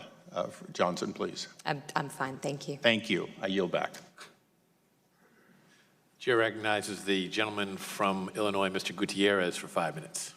Secretary Nielsen, the majority on this committee must think you're doing a fantastic job because they've ordered this hearing so that you could come before us and look tough and remorseless just in the time for the holidays. The remorseless secretary during the holidays. Christmas, as they like to make sure and specify. I suspect that if you still have your job, which seems to always be a big question, in 3 weeks, we'll see if you still have the same sympathetic questions when you come back. I want to start by praising this administration and the role that it's had. Because there's one thing that this administration's done better than any other administration in American history, and that is lie. I still remember the first day when the press secretary came out and said this is the largest inauguration crowd ever in the history of America. Of course, everybody laughed because there were more people at other inaugurations. And the president's own remarks, on a world stage, the UN General Assembly, he said he had accomplished more as president than anyone before him. And the world laughed because the evidence was plain to see that that just wasn't true. But specifically in the area of Homeland Security, lying has become elevated to an astounding level of mendacity. President Trump descended the golden escalators at Trump Tower to announce his candidacy by saying Mexico was sending us the worst rapists, murderers. Then he said he was required to break up migrant families because of bad laws that the Democrats gave us. How about the one about Mexico paying for the wall? You want $5 million and you want $5 billion and you want the American public to pay for it. Isn't Mexico supposed to pay for it? Wasn't that the campaign promise? No, that's just another lie. And all about the ones about the massive invasion via the immigrant caravan that would ruin America. How about when Trump said, good people among the Nazis and white supremacists demonstrating? That time nobody was laughing, but the evidence was plain to see, and these are gigantic lies. I remember when the CHC met with your predecessor, your boss now, the former Secretary of Homeland Security, and he dropped a few whoppers himself. The most memorable for me is when he sat, I want everybody, because you weren't there, when he sat with the Hispanic Congressional Caucus in the Capitol in a room full of Hispanic members of Congress, most of whose parents and grandparents were immigrants that didn't speak English when they came here. And he said to us, and he looked us in the eyes and he said, the reason we can't have too many poor, uneducated Latinos in America is because they will never assimilate into American culture like previous waves of immigrants, referring to the Irish, the Italians, and the Norwegians. I would not assimilate. The members of Congress, duly elected, would not assimilate, so we couldn't have more. He said that to us. It's almost as though we were invisible to him. Secretary Could told a room full of Hispanic congressmen and women that poor, uneducated Latinos, a lot like my mom and my dad, who didn't speak a lick of English, but you want to change the policy so that if you want to come to this country, you have to speak English, would never fit, and that their children could never acquire the position of members of the Congress of the United States in this democracy. A lie, because it's happened time and time again. It is as you can't see the reality of modern immigration or contributions of anyone who came from countries other than Norway and other parts of Europe. It's as if you and the Trump administration are blind. And you know what? It seems like you agree with Tucker Carlson that immigrants only bring danger and dirt and division. But I have to say the all-time record for lying in the face of all the evidence was a tweet you, Madam Secretary, sent out on June the 17th. And it says, we do not have a policy of separating families at the border, period. That's your Twitter account. That's what you put out. Yet you came here today to tell us exactly is your policy of separating families and children from their families. Another lie. I know I have 45 seconds. I won't take them all. But it is repugnant to me and astonishing to me that during Christmas, I like to call them the holiday seasons to be inclusive, but during Christmas, because the majority always wants to just call it Christmas, that during Christmas, a time in which we celebrate the birth of Jesus Christ, a Jesus Christ who had to flee for his life with Mary and Joseph. Thank God there wasn't a wall that stopped him from seeking refuge in Egypt. Thank God that wall wasn't there. And thank God there was an administration like this, or he would have too have perished on the 28th, on the day of innocence, when Herod ordered the murder of every child under 2 years of age. Maybe I haven't gone a lot to Bible school, but I know that part. Thank God. Shame on everybody that separates children and allows them to stay at the other side of the border, fearing death, fearing hunger, fearing sickness. Shame on us for wearing our badge of Christianity during Christmas and allow the secretary to come here and lie. Thank you. Time of the gentleman has expired. If the secretary would care to respond to any of that. Only then to say that calling me a liar are fighting words. I'm not a liar. We've never had a policy for family separation. I'm happy to walk the gentleman through it again. A policy of family separation would mean that any family that I encountered in the interior, I would separate. It would mean that any family that I found at a port of entry, I would separate. It would mean that every single family that I found illegally crossing, we would separate. We did none of those. What we did do is uphold the laws that Congress has passed, and we prosecuted those who choose to come here illegally. As far as not being compassionate, let me just tell you what I have done.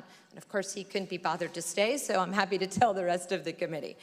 What we have done is we have worked extensively with the Northern Triangle countries to find ways to help vulnerable populations as soon in their journey as possible. The current system puts them at the hands of those who prey on them and who abuse them. So we've worked extensively to increase asylum capacity to help them as soon as possible. We've worked on child exploitation, including very unfortunate new crimes, which are live distance abuse, where somebody goes online and directs an abuser on how to abuse a child as they watch. That is a crime that DHS investigates and prosecutes. We have worked against traffickers. We have the first anti-smuggling, anti-trafficking strategy this January. We do investigations. We help survivors. I take personal offense on behalf of the 240,000 men and women of the Department of Homeland Security. Thank you, sir. Thank you, Secretary Nielsen. Chair recognizes the gentleman from Iowa, Mr. King, for 5 minutes. Thank you, Mr. Chairman, and thank you, Secretary Nielsen. I appreciate your response. For me, my Christmas present is that this is the last time I have to listen to that level of demagoguery in this committee, and I'm quite happy about that, being an optimist as I am. And I wanted to ask you, in some of the earlier questions that you were asked, there was a question about the young person who passed away in the custody of DHS. And do you have any numbers on those who died on the way from Central America, even as a part of the caravan, let alone the broader universe of people? What kind of fatalities exist from, say, north of the Panama Canal onto the Rio Grande River or our southern border? Yes, sir, I don't have a final number. I'm happy to get back to you. The number I can give you is that the men and women of the Border Patrol saved 4,200 migrants last year who found themselves in remote parts of the border and were in a health situation or otherwise needed rescuing. And that would be on the U.S. side of the border? Yes, sir, but in some cases in cooperation with the Mexican authorities, we will help those in trouble on their side as well. And I'm aware of that, and I've experienced some of that myself, hands-on even. But what about the fatalities all the way down to Central America? Do you have any numbers or any reports on that you can give us an idea of? We're happy to compile what we have. We do get some figures from the countries along the way. But as you can imagine, some of that depends on their record keeping. But yes, sir, we can get you the most comprehensive number we have. And so in order to get something into the record here today, because people won't be paying attention. Thousands and thousands and thousands. There. Yes, sir. That's the scope that I wanted to get an understanding of. And I've sat in this committee for 16 years. I heard much testimony from that table down there. It often started out with how many people died in the Arizona desert trying to get into America. I've commissioned 3 GAO studies over that period of time asking the question this: how many Americans died at the hands of those who did get into America? And the numbers that came back, 28% of those incarcerated in our federal penitentiaries, criminal aliens. Second report was 24%, third report 21%. Those numbers have been dropping, but it's still a substantial amount. So I'm going to ask you a two-part question so it doesn't sound like a trick. Do you have the total number of illegal aliens in the United States, that versus the total number of criminal aliens in the United States? Do you have a sense of what those numbers are? We do have a sense, sir, but as you know, the number continues to grow. So it's tens of millions. What we do know is we have 1 million right now on a detained and non-detained docket with orders of removal to process. And have you reflected upon this thing that when I came to this town, there were 11 million illegals in America. That number grew to 12, seemed to stick there, seemed to drift back to 11. But we don't think that's the number, either one of us. And we saw a report some time back of about 22 million looked like it was an estimate that was fairly well respected. Is that essentially the benchmark number that you're working with? It's somewhere between there, yes, sir. But it is higher than originally estimated. And then with regard to the costs to American taxpayers, the Federation for American Immigration Reform has a number of $134 billion in government assistance. I'm going to presume you've seen that. And they point out that there's about $18 billion paid in taxes. So there's a net of about $116 billion cost to the American taxpayers to the population of illegal aliens in the United States. You generally accept those numbers conceptually? I don't have any reason to disagree, sir. The numbers that I have is about $70,000 a day for an adult illegal alien to get through the process of removal when they have no right to stay. And it's $700 a day to take care of unaccompanied children who are sent here and separated before the border by their parents. And when they're a family unit, how do you verify they're a family unit?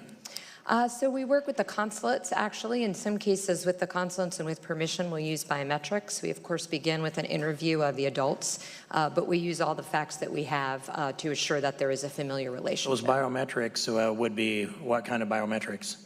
If they're willing to submit to it a DNA test. And if they say no, then? We work through the consulate and we try to understand the birth, the lineage through birth certificates. If you refuse to do a breathalyzer test and you're picked up for driving, perhaps under the influence of alcohol, you're presumed guilty if you refuse the test.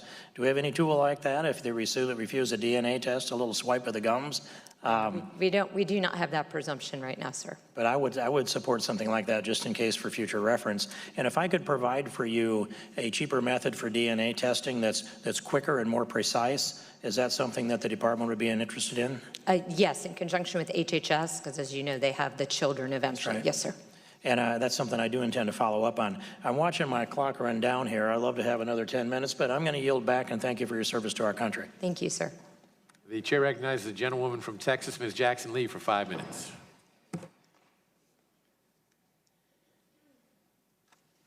Let me thank the chairman very much for yielding, and let me thank the secretary for her service to the nation. I agree with one thing that Mr. King has said. I wish that we could have more time for the serious questions that we have. So I'll try to be as quick as possible. First of all, let me say that having worked as a member of the Homeland Security Committee, I am one of the strongest supporters, and we happen to be in the Judiciary Committee, of the Homeland Security Department. I have worked extensively with Customs and Border Protection. I've worked extensively with Border Patrol, Secret Service, and many other subsets of the department, and we worked well. Served as the ranking member on Transportation Security and chairwoman of Transportation Security, ranking member on Border Security. So to them, let me say Coast Guard as well I've worked with, and the work is important. FEMA, the work is important. So I say to those individuals that find themselves on the northern and southern border, they know, the union included, and my door is open to speak to them, that they have values of which they are trained to uphold. And I would caution them that just because of the mean-spirited leadership that is now coming from the administration, it is no reason to violate your own moral standards and culture of service to the nation. My door is open. And I say that because it does not help when foolish comments are made about a border wall, and our very important military are down there during the Christmas holiday and Thanksgiving because they rise and serve for foolish reasons. So, Madam Secretary, Jackie did not have to die. I'm sorry. She did not have to die. Jackie did not have to die. My question to you, in the aftermath of her death, several egregious actions were taken. No immediate assessment, and you may have heard this already, of her health situation when she got off the bus. No understanding of the indigenous language of her dad. He did not speak Spanish eloquently. We have no indigenous language speakers down there. We have no medical or medevac team on the ground. These are human beings. My first question, what actions have been taken to acknowledge that these are human beings, a 7-year-old girl that did not have to die? This is a servant of the United States. I imagine there are many other things that this servant of the United States could do than to empty gallons of water that might have been life-saving for individuals that are coming across the border. What do we do about this action? Number 3, is there a stated policy to distract and deter individuals from the legal ports of entry, which undermines their asylum claims under this administration? As my time ticks, let me give you these questions for writing, please. Is the Secret Service discrimination lawsuit settled? I'd like to know what is the status of the Secret Service lawsuit. I also want to understand the status of written you letters. I would like to present them to your staff right now. The Shiloh Treatment Center that has been accused of abuse of immigrant children. And I also want to understand what you're doing about Southwest Keys, of whom I do not want in my district, who I respect that they are there, combined with HHS, but we have 12,000 children in immigrant status, and they are there because I understand that the people coming to receive them are being arrested when they come there. Answer the question about Jackie, medevac, and answer the questions about the 3 first questions that I gave you. The others I'd like to have in writing. Okay, so as to your first question, just to put this in perspective, this is exactly why we tried to encourage the migrants to go to a port of entry. Unfortunately, they arrived in the middle of the night, in the middle of nowhere. We had 3 or 4 of our CBP agents encounter a group of 161. As the father told our officers in the consulate, he did indicate at first that there was no health issue. We had no reason to believe otherwise. As soon as he indicated there was a health issue, we did what we could do as quickly as possible to get her to medical care. As you know, CBP did revive her twice, and then we brought her to the hospital because of the medevac and the space limitations. We separately transported her father, but the men and women of CBP did everything they could do. You need to give me the time lapse between, and also acknowledge, do you have indigenous speakers? Because he did not speak Spanish effectively. Do you have indigenous speakers, and what was the time lapse between the time that you acknowledged that she was ill? The time she had not had water. The time of the gentlewoman has expired. But can she finish it? The Secretary can answer the question. We did, ma'am, help her as soon as the father raised the concern, in that case that she was vomiting. We were still an hour and a half away from any sort of infrastructure, whether we had called in a medevac or whether we drove her to a port of entry where there was full medical care. So we took her as quickly as possible to medical providers. But again, this is a part of the border that's in the middle of nowhere. It's just, it's one of those things, because we look at between the ports of entry, there luckily were CBP agents there. If CBP agents had not been there, it is unlikely they would have even have been able to provide the care that they did. The second one was the picture. I apologize, I have no idea what that's a picture of, but pouring out water. Happy to get back to you. This is an agent pouring out water that is out of context. I have no idea what it is, but happy to get back to you. And the third one is, I think, on deterrence. No, we would like everybody to be able to make any legitimate claim they have under our laws. They have to enter the points of entry. The time of the gentleman has expired. The chair recognizes the gentleman from Texas. Thank you. Mr. Gomert, for 5 minutes. Thank you, Mr. Chairman, and thank you, Secretary, for being here. It grieves me for anyone that's part of this committee to slander you and be remorseless when they make slanderous comments about you are mean-spirited people in the administration that simply want to enforce the law. I don't hear any of that kind of outrage on behalf of victims of crime, including children who are victims of crime, for people who have come in illegally, including in sanctuary cities. But for the record, I would like to know, were children separated from the person accompanying them, alleged to be parents, during the Obama administration? Yes, sir. And you're saying that under oath because it's true, correct? Yes, sir.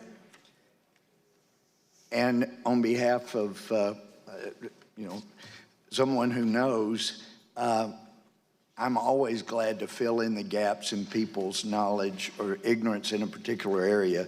So let me just state for those who are not aware, since I've worked in most areas of our criminal justice system,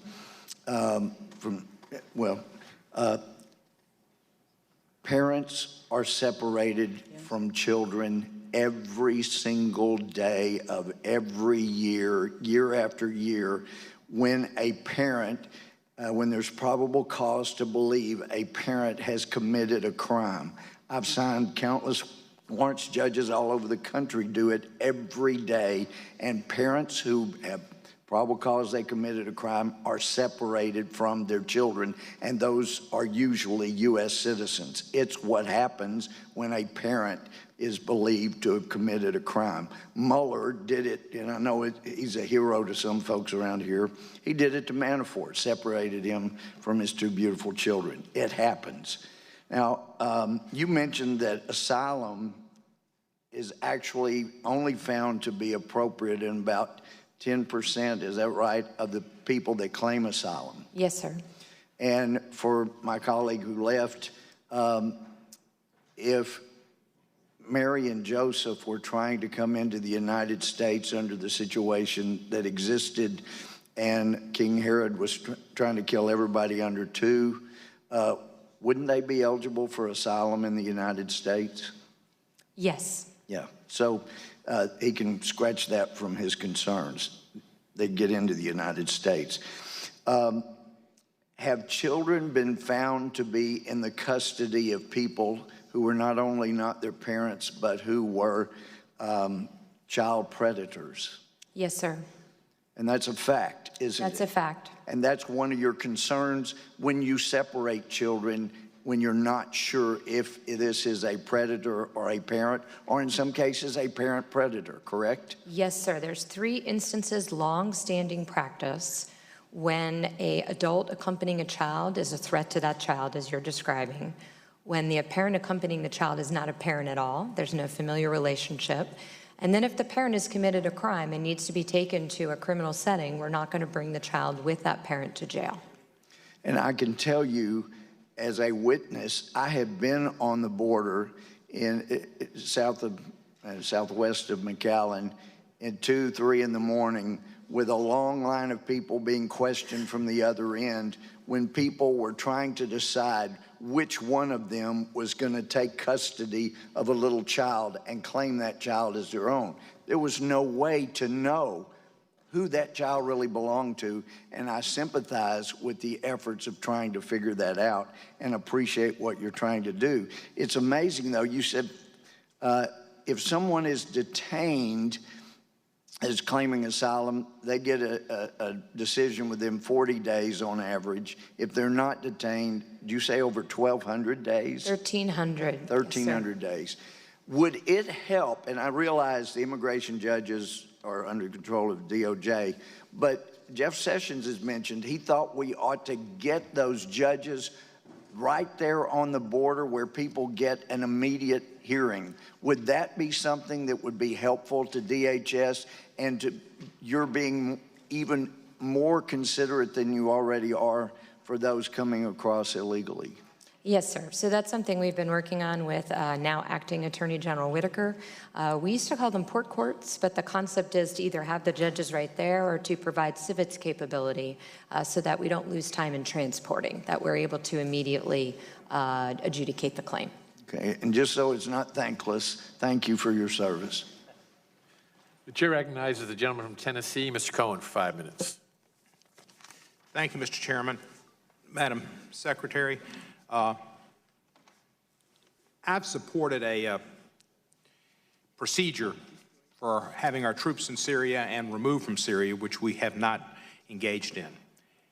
And I'm now concerned, as are many, many, many Senate Republicans and experts in defense, about the abrupt and chaotic withdrawal that we are seeing in Syria that could be a threat to our service members, our allies, and Americans both at home and abroad. And first, I'd like to know, were you consulted before the President decided to announce this withdrawal?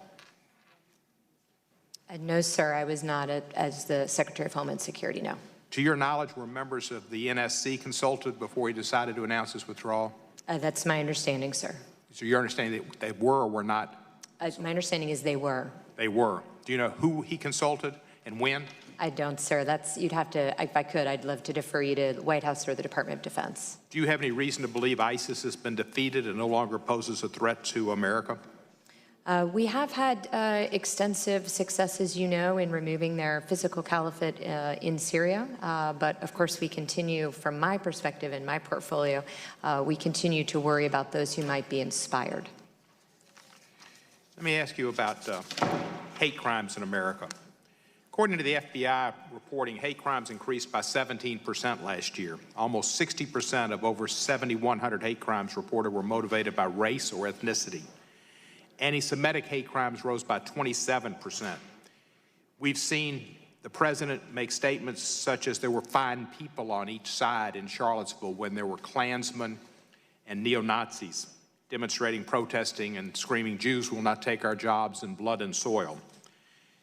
The President has used code words, talking about George Soros, that we all know conjures up code words about Jews that are globalists, that are internationalists, that are money lenders or financiers and on the national level. And we know that Timothy McVeigh drew much of his ideology from the Turner Diaries, which was based on anti-Semitic thought that Jews were controlling things. Based on all of those facts, is it not difficult to believe that the President's amplification of hateful messaging has led to more hate crimes? Sir, what I can tell you is that from a DHS perspective, hate is hate, violence is violence. We have, in conjunction and following through with the new National Counterterrorism Strategy, we have expanded all of our prevention programs to look at all types of hate and violence throughout the United States.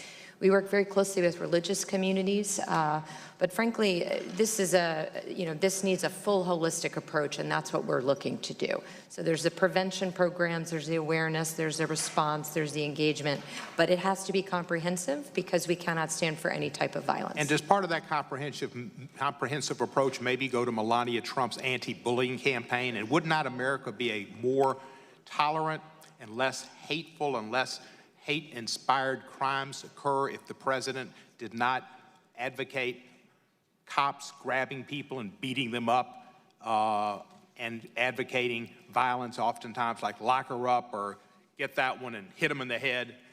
Does that not contribute to hate crimes and encouraging people to engage in behavior? There was a guy on an airplane just recently who fondled a woman, and he said, "The President can do it, why shouldn't I?" before they kicked him off the plane. Do you not agree that certain activities and speech the President has engaged in has made it more difficult for you to do your job? What I can tell you, sir, is sitting here today, robust discussion is at the heart of what it means to be a democracy. Casting unfounded dispersions on a secretary who's sitting before you trying to do her job is not helpful. So I refer to your colleague. I'm referring to our President. I don't have any of those statements in front of me. What I can tell you is what just occurred.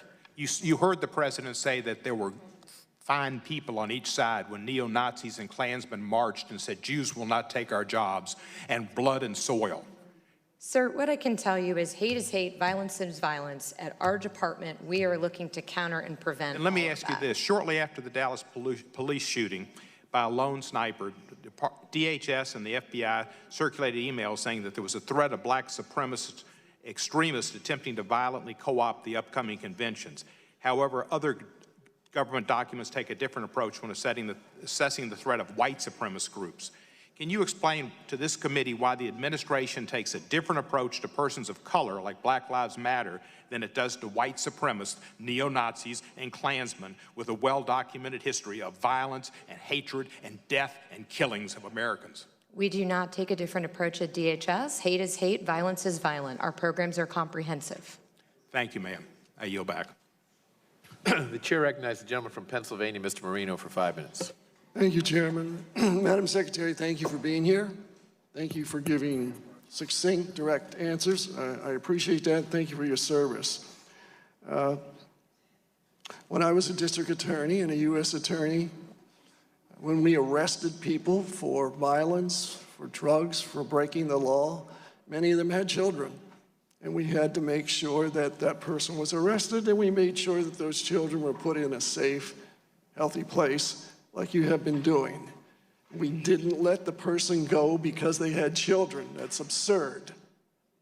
So I agree with what you've been doing in the policy, and I've been following it closely because I have a special place in my heart, like many of us here on this committee do, for children. My children are adopted. I was a foster parent. I'm a big brother, the whole 9 yards. I've worked with Homeland Security when I was a U.S. attorney for many years. I have the utmost respect for the people that work at Homeland Security. They are professionals, and they are a credit to our agency.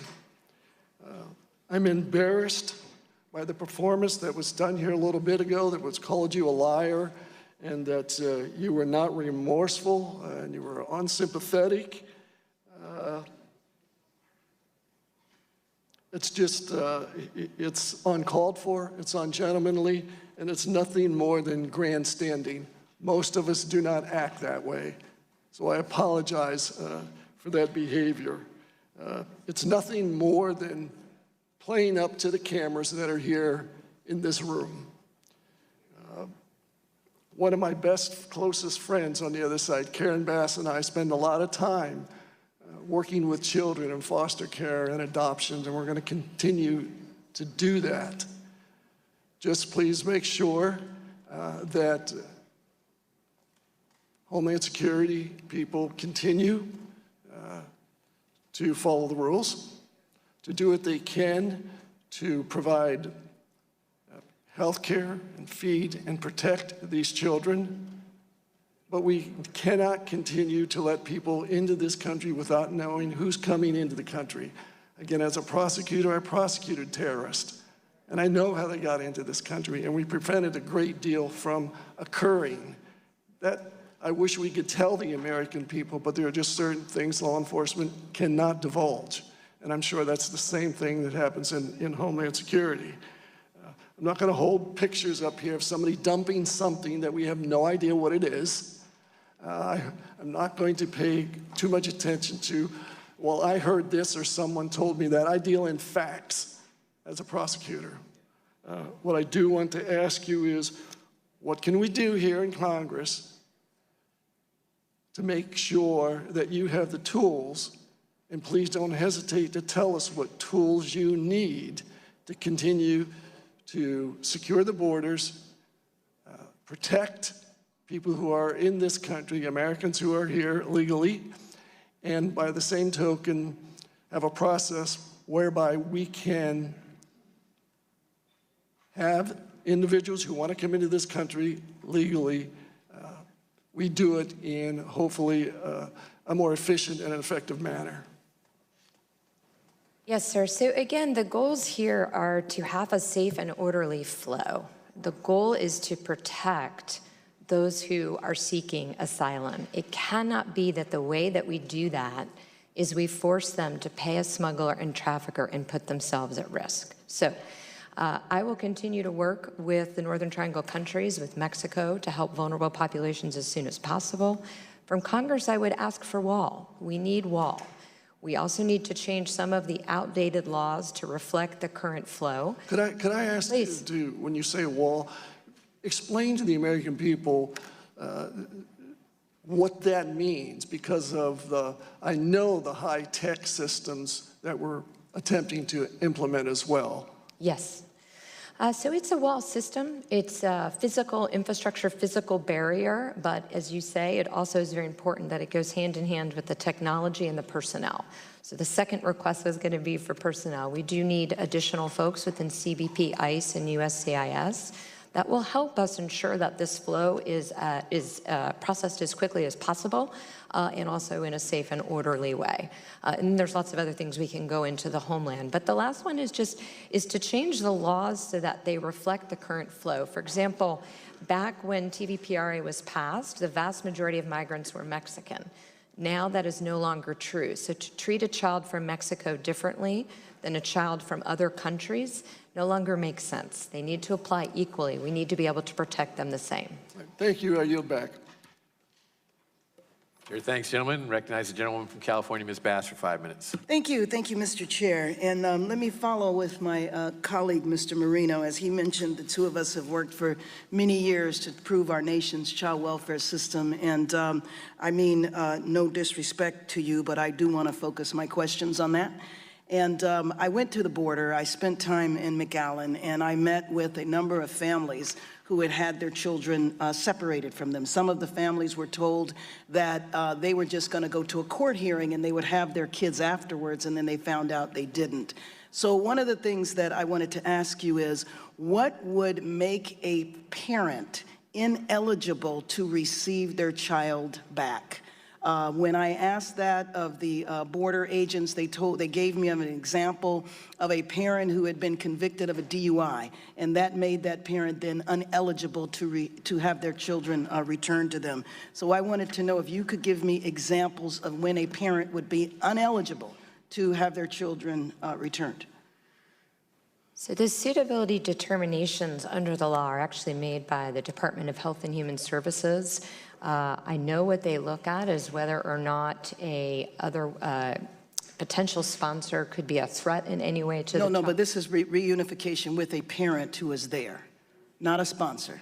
Well, okay, so I'm not sure what you're talking about. If we're talking about when we separate, if the parent is not a parent. No, I'm talking about when the parent is a parent. Okay, so if the parent is a parent, the only time at which that parent would be separated at this time is if they are a threat to the child or if they've committed another crime. So there are a number of children who were separated from their parents who have not been reunified. Some of those parents have been deported.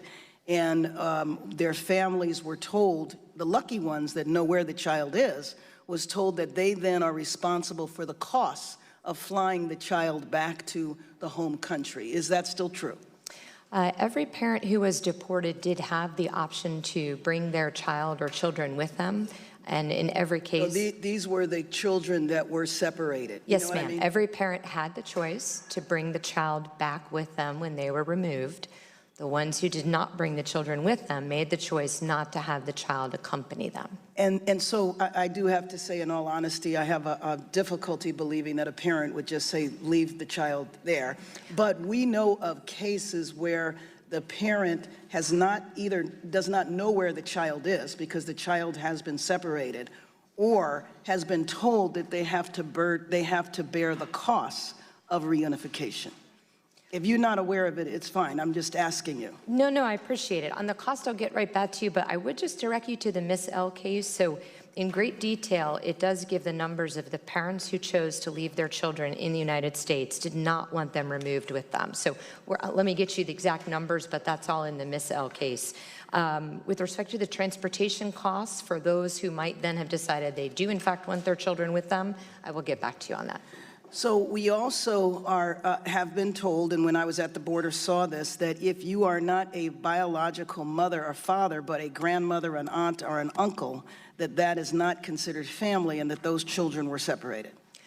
There is no, to my understanding, we'll double check and get back to you. There is certainly no blanket decision that I'm aware of that would require that. So the background checks that are done, and I'm sorry, the reason why I'm interrupting is because I'm going to run out of time. Then I'll respond. So the background checks that are done of families in order for the child to be reunified. Yes. Background checks are way behind, if they're even attempted at all, of the staff in some of these facilities that have been up and running in a very fast manner. So what is the response to that in terms of the background checks? So I'm happy to get you an answer from HHS. We don't run those facilities, so I just don't have that information with me. So my colleagues have asked me to read a note. This is a statement from Representative Gomez. During a visit to the U.S. border this week to observe the how the Trump administration is treating migrant families in a humane and lawful manner, they witnessed a situation where the families did not have toilet facilities and were given a bucket. And I was wondering if you could explain to me how a situation like that occurs where they're not even able to have porta potties. I don't have any information on that. I don't know where on the border that was. I don't know if it was at a port facility. That was the Otay Mesa port of entry. And these were people that had presented themselves for asylum, so they were not crossing the border illegally. They were trying to abide with the law. Okay, so ma'am, I don't have the facts on that case, but there's no Border Patrol agent, if there are facilities nearby, that is going to give someone a bucket. So, did you receive the letter from the AMA and the American Academy of Pediatrics on the problem, the long-term damage of separating children from their families? The time of the gentlewoman has expired. Could I ask for unanimous consent to enter the AAP and AMA statements into the committee record? Without objection, they will be made a part of the record, and the witness may answer the question. Mr. Chairman, what I would just say is that I share the Congresswoman's concern about children. I think the problem is that we have 70,000 this year who were sent here unaccompanied at the hands, in most cases, of smugglers and traffickers who abuse them. I'm very concerned about that, and I will continue to work to ensure that children are not put in that position before they even get to the United States, where we take very good care of them.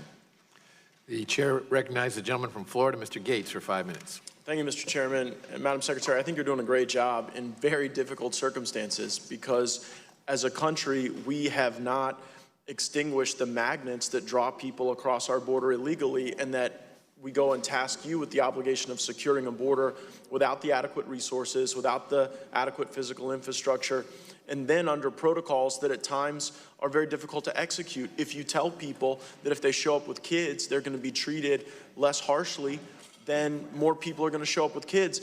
Can you cite examples of where children in Central and South America have been put in jeopardy by the policies of our country that allow people to be treated differently if they arrive with minor children? Yes, and I'm happy to get you more specific statistics, but just to use these last caravans as examples, we heard directly from the governments of the Northern Triangle countries, Guatemala, Honduras, and El Salvador, that there were kidnappings as part of this caravan, so that an adult could take a child under the impression that if they had a child, they could come and get into the United States and be let go. I've also met with officials from Guatemala and Honduras, and they've shared with me stories of circumstances where human traffickers and caravan organizers would place children at the front in the most precarious of circumstances in harm's way. Do you have a reason to dispute those reports, or have you seen the same thing? I've seen the same thing, sir, and unfortunately I've seen the heart-wrenching videos, both of what occurred at the southern border of Mexico as well as our southern border. I'm going to change topics to drugs. When drugs move across the border illegally, can you speak to the ways in which that creates a more violent and less safe and destabilized environment on the border? Yes, of course, and particularly in places where there's no wall. So there'll be stash houses on either side in those areas. RGV is one example.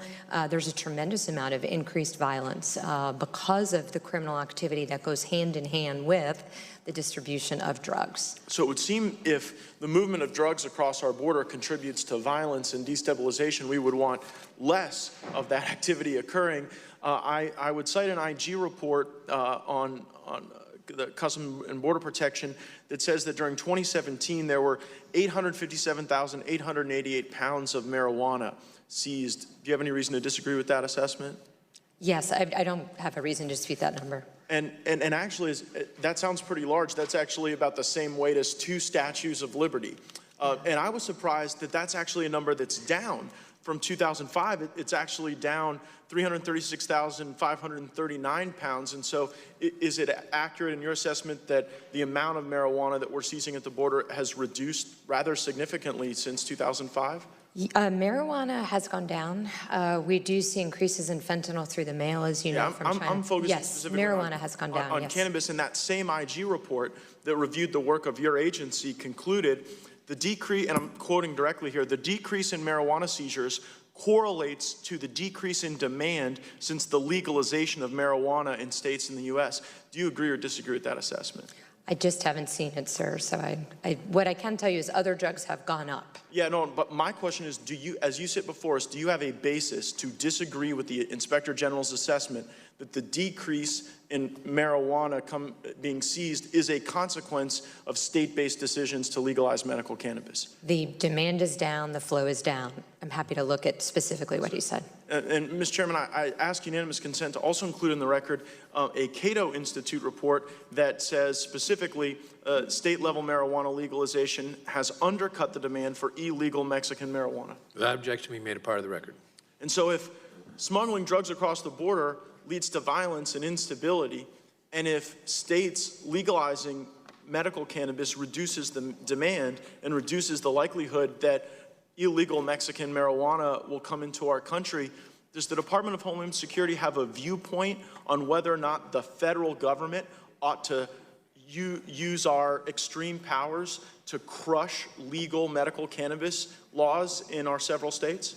I'm happy to look at the IG report, sir, and come speak with you. Apologize, I'm just not familiar with that. But like if you let me represent you. We need to get drugs down. Yeah, well, I get that we need to get drugs down, but there seems to be like disagreement, particularly among those that are on my side of the aisle, as to how to do that. Some think that state-based marijuana is a gateway drug and makes people want illicit products more, but the people who've looked at your agency, and you've got this very difficult job, are saying that if states have the ability to innovate and make legal, high-quality medical cannabis available to people, then we're not going to have as difficult a job for you and for your Border Patrol agents and for the people who live across our border. So I would ask you to contemplate that, and perhaps it's something that the department would take a more active role in going forward. I appreciate the chairman's indulgence, and I yield back. Chair recognizes the gentleman from New York, Mr. Jeffries, for 5 minutes. Thank you, Mr. Chairman. The Trump administration is demanding $5 billion for a wall on our southern border. Is that correct? The president has asked for $5 billion, yes. Now, that's $5 billion of American taxpayer dollars. Is that correct?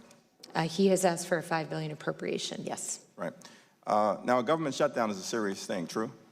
Absolutely. Yet the Trump administration plans to shut down our government in the absence of a $5 billion allocation for the border wall. Is that correct? I believe the president is actively negotiating right now. Didn't the president say that he would own a shutdown if he did not receive $5 billion in American taxpayer money?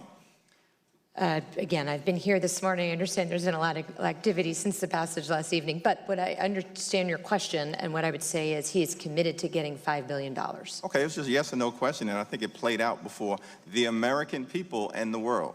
Now, Secretary Nielsen, you also believe that our government should be shut down in the absence of a $5 billion allocation of American taxpayer dollars. Is that correct?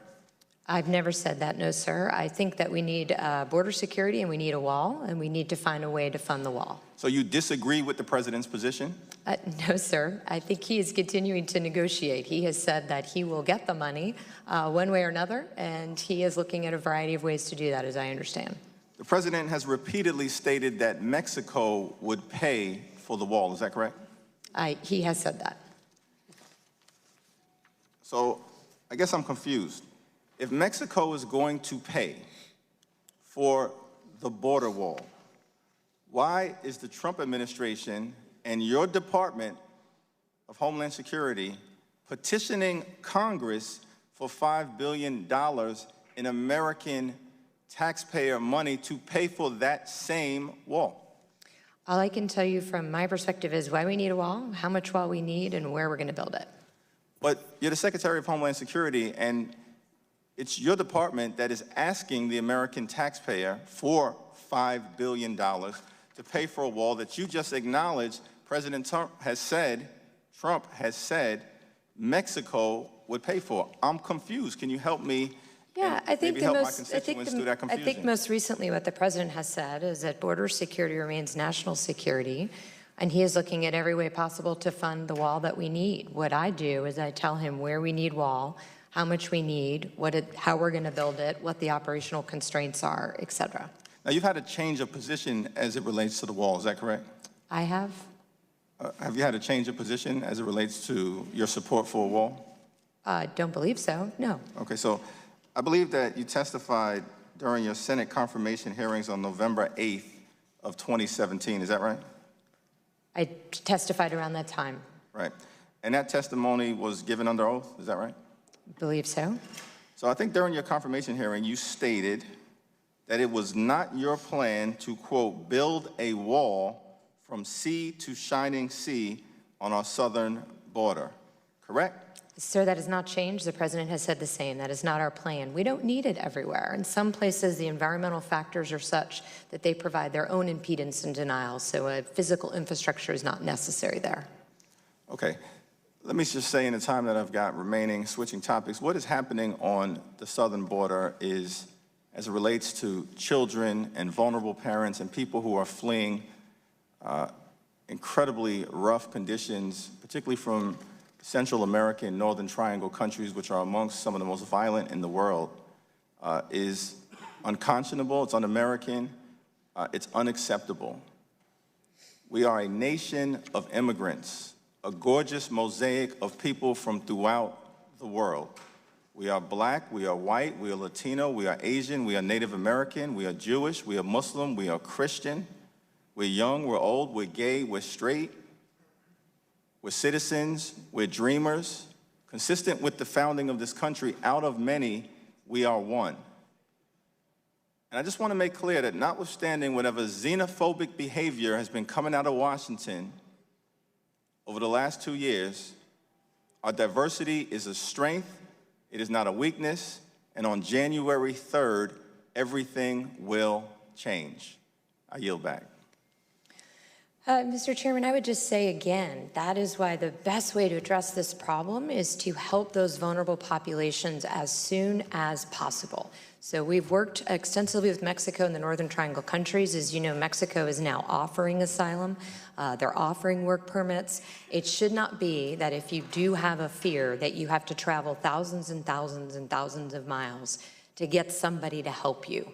The region as a whole has to pull it together and help these vulnerable populations as soon as possible. Thank you.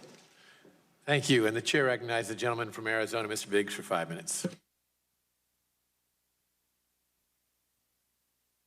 And what I want to say here is, before we get going, I want to say that it's odd to me that the intolerant demand tolerance, the uncivil demand civility, the intractable demand compromise, the impolite demand respectful behavior, those who hurl ad hominem attacks demand professional conduct from others, and sometimes even the lawless demand the rule of law. And so I think I've just been astonished by what some of the comments that have been directed to you personally and to the men and women of ICE and CBP today. I'm outraged by that, and it's unfortunate. I have spoken out of this hearing. I went and called some of my friends who are Border Patrol agents to say, what's going on? Anything new happened today? Well, a group of 64 was apprehended in southern Arizona last night. Another Border Patrol agent was attacked and assaulted by a Honduran who bit the agent, punched the agent in the stomach, and then assaulted them, split their head open with a rock. This is what we have at the border. It is a crisis. These agents, these men and women who go down to the border and defend us, they deserve respect and consideration, not hurled insults and just this absolute disrespect for what they do and the disrespect for the rule of law which we have in America. So I want to speak to asylum seekers in Mesa. So according to some news reports, more than 4,000 Central American people who entered the country illegally, who are not part of the caravan, who declared they were seeking asylum were released by ICE into the Phoenix metro area between October 12th and November 30th. The report indicated that these people were released with ankle monitoring bracelets and paperwork. They were free to go anywhere they chose to go. My question regarding these 4,000 people being released into the Phoenix metro area is, do you know what type of vetting is done of these individuals before they are released into our communities? Sir, this is an unfortunate consequence of capacity. As you know, with families under the Flores settlement, we can only hold them for 21 days. So unfortunately, they do have to be released. The difficulty with the ATD is we find that 30% of family members that have ATD cut them off. They abscond. So then we lose track. We have to then go find them. The other thing I would just say, as I mentioned before, is not only is it more expensive to use that than detention, but in fact it lengthens the period substantially. So we go from 40 days to 1,300 days to be able to get them through the process. Well, thanks. You anticipated my next question, which was, how long does it normally take for these folks to be processed? And I guess my question would be, how many of these people, I think the number I heard last week is that there's, I want to say roughly 700,000 of these people, folks that are running around that have court dates who have requested asylum. And how many of them abscond completely that drop off, we don't ever see them again? So 40% we find do not file the application after they go through the initial credible fear process. So they're welcome into the United States. They never finish the application. They largely disappear unless we have the ability to detain them briefly, but with families, we don't. 31% are not present at their hearing. So after we schedule the date to give them the opportunity to receive the asylum they claim they need, they do not show for the court case. So it's a difficult situation. We want to protect those who legitimately need asylum, but we need to cut back on the fraud and the others who misunderstand our laws so that we can protect vulnerable populations, but that we can also protect American communities. So, different topic. CBP set a goal for 2018 to have biometric exit in at least one airport. Is working with airlines and airports on strategies to use these public-private partnerships to reduce costs and give industry more control over how a biometric exit capability is implemented at airport gates. And I'm wondering, what is the status of implementation of the biometric exit? So we expect to have exit fully implemented at all airports in 4 years. We have a strategy for the land border, and we have a public-private partnership with the cruise lines so that we can also do it in the maritime domain. Great. And last thing is, I hope to be able to meet with you because I have loads more questions and I'm out of time. Thank you, Mr. Chairman. The chair recognizes the gentleman from Rhode Island, Mr. Cicilline, for 5 minutes. Thank you. Madam Secretary, did I understand you correctly to say that as you sit here today, you do not know how many human beings have died while in the custody of the department that you lead? And you, in preparation for today's hearing, you didn't ascertain that number, but you don't know it today? I don't have an exact figure for you. Do you have a rough idea? Sir, what I can tell you I'm is... talking about people who have died in your custody. You don't have the number? I will get back to you with the number. Okay. You've also said, in talking about the Flores decision, that it's a loophole. And in your written testimony, you called it burdensome court opinions. You do recognize that those opinions are based on constitutional protections, do you not? The reference in the testimony was to a whole variety of court cases. I'm talking about your written testimony where you spoke about Flores as a burdensome court opinion.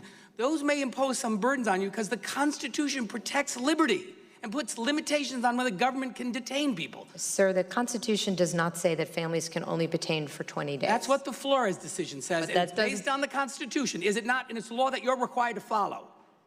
Correct? You took an oath. The Flores settlement. Are you required to follow that? Would you like me to answer the question, yes, or you want to just yell at me? Because it's up to you. I'm asking you. And I'm trying to answer it. So would you like to hear it? That you respect and honor in the work of the department. That's a yes or a no. The Flores settlement requires us to write a regulation, which we have, and it's out for public comment. We are following the law to the letter. Thank you, Madam Secretary. You've also said repeatedly and again today that there is no department policy for separation of children. You remember you just said that? Yes, sir. There is no comprehensive policy to separate you remember, families. Of course, that we came to receive through a Freedom of Information Act request from Open Government, a memorandum that was written to you on April 23, 2018. You've seen this memo, correct? Yes. And in fact, it gives you a bunch of options that the department can engage in. And the final option, option 3, says, and I quote, DHS could also permissively direct the separation of parents or legal guardians and minors held in immigration detention so that the parent or legal guardian can be prosecuted pursuant to these authorities. You remember reading that?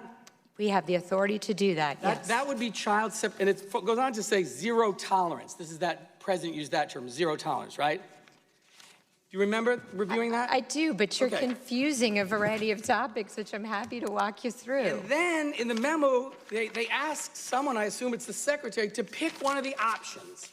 And option 3 is redacted. My first question is that your signature affirming option 3? I can't see that, and I don't remember which it is, but the option that I agreed to is that we would uphold the law equally against anybody who broke it. If you were single or if you were a parent. I have limited time.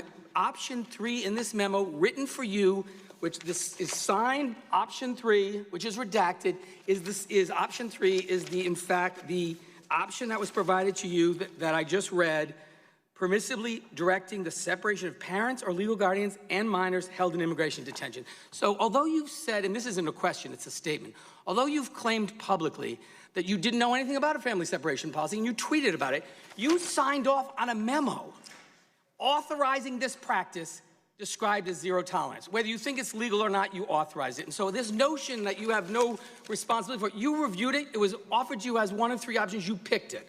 This is what it results in, because I went to the border. This is a disgrace that belies our values as a country. And to see those children and have spoken to them and to spoken to their parents who didn't know where their children were, this doesn't reflect who we are. And I find the suggestion that it was sort of something you didn't know about when you've signed off on a memo authorizing it, a policy which does violence to our basic founding values and to our understanding that children do best when not separated from their children. And so I would ask Madam Secretary, when we passed the fiscal 19 authorization bill, there were 15 amendments that were made law that involved family separation that require the agency to do a number of things, including regular reporting, mental health services, a number of prohibitions. Are you familiar with those amendments that were passed into law and signed by this Congress?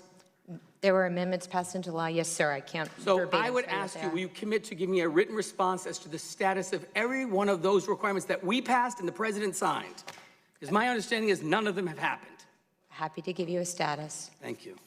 And to be clear, Madam Secretary, my outrage is not at you. It's at this policy and this administration's behavior as it relates to our responsibility to continue to be a place that people can come to seek asylum, to seek refuge, to seek protection. It is the crown jewel of our immigration policy, and it has been diminished, and it has betrayed American values in the way that it's been executed. And finally, Mr. Chairman, I would ask unanimous consent that this article, newly uncovered memo suggests Kirstjen Nielsen lied to Congress about family separation, be made a part of the record. Will be made without objection. I'd ask that this article, transgender immigrant who died in ICE custody was beaten and deprived of medical attention, family says, objection part of the record. Part of the record. I'd ask that this report entitled Trump's 10 cities are an enormous waste of money, there are better options, be included as part of the record. Without objection, be made a part of the record. This article, the final hours of Jacqueline Calmacan, the Guatemalan girl who died in Border Patrol custody, be made a part of the record. Without objection. I'd ask that this article, where family separation began, a case in El Paso shows Flores is the solution, not the problem, be made a part of the record. I just said without objection. Thank you. I'd ask this article called Careless Cruelty. Civil servants said separating families was illegal. The administration ignored us. Be made a part of the record.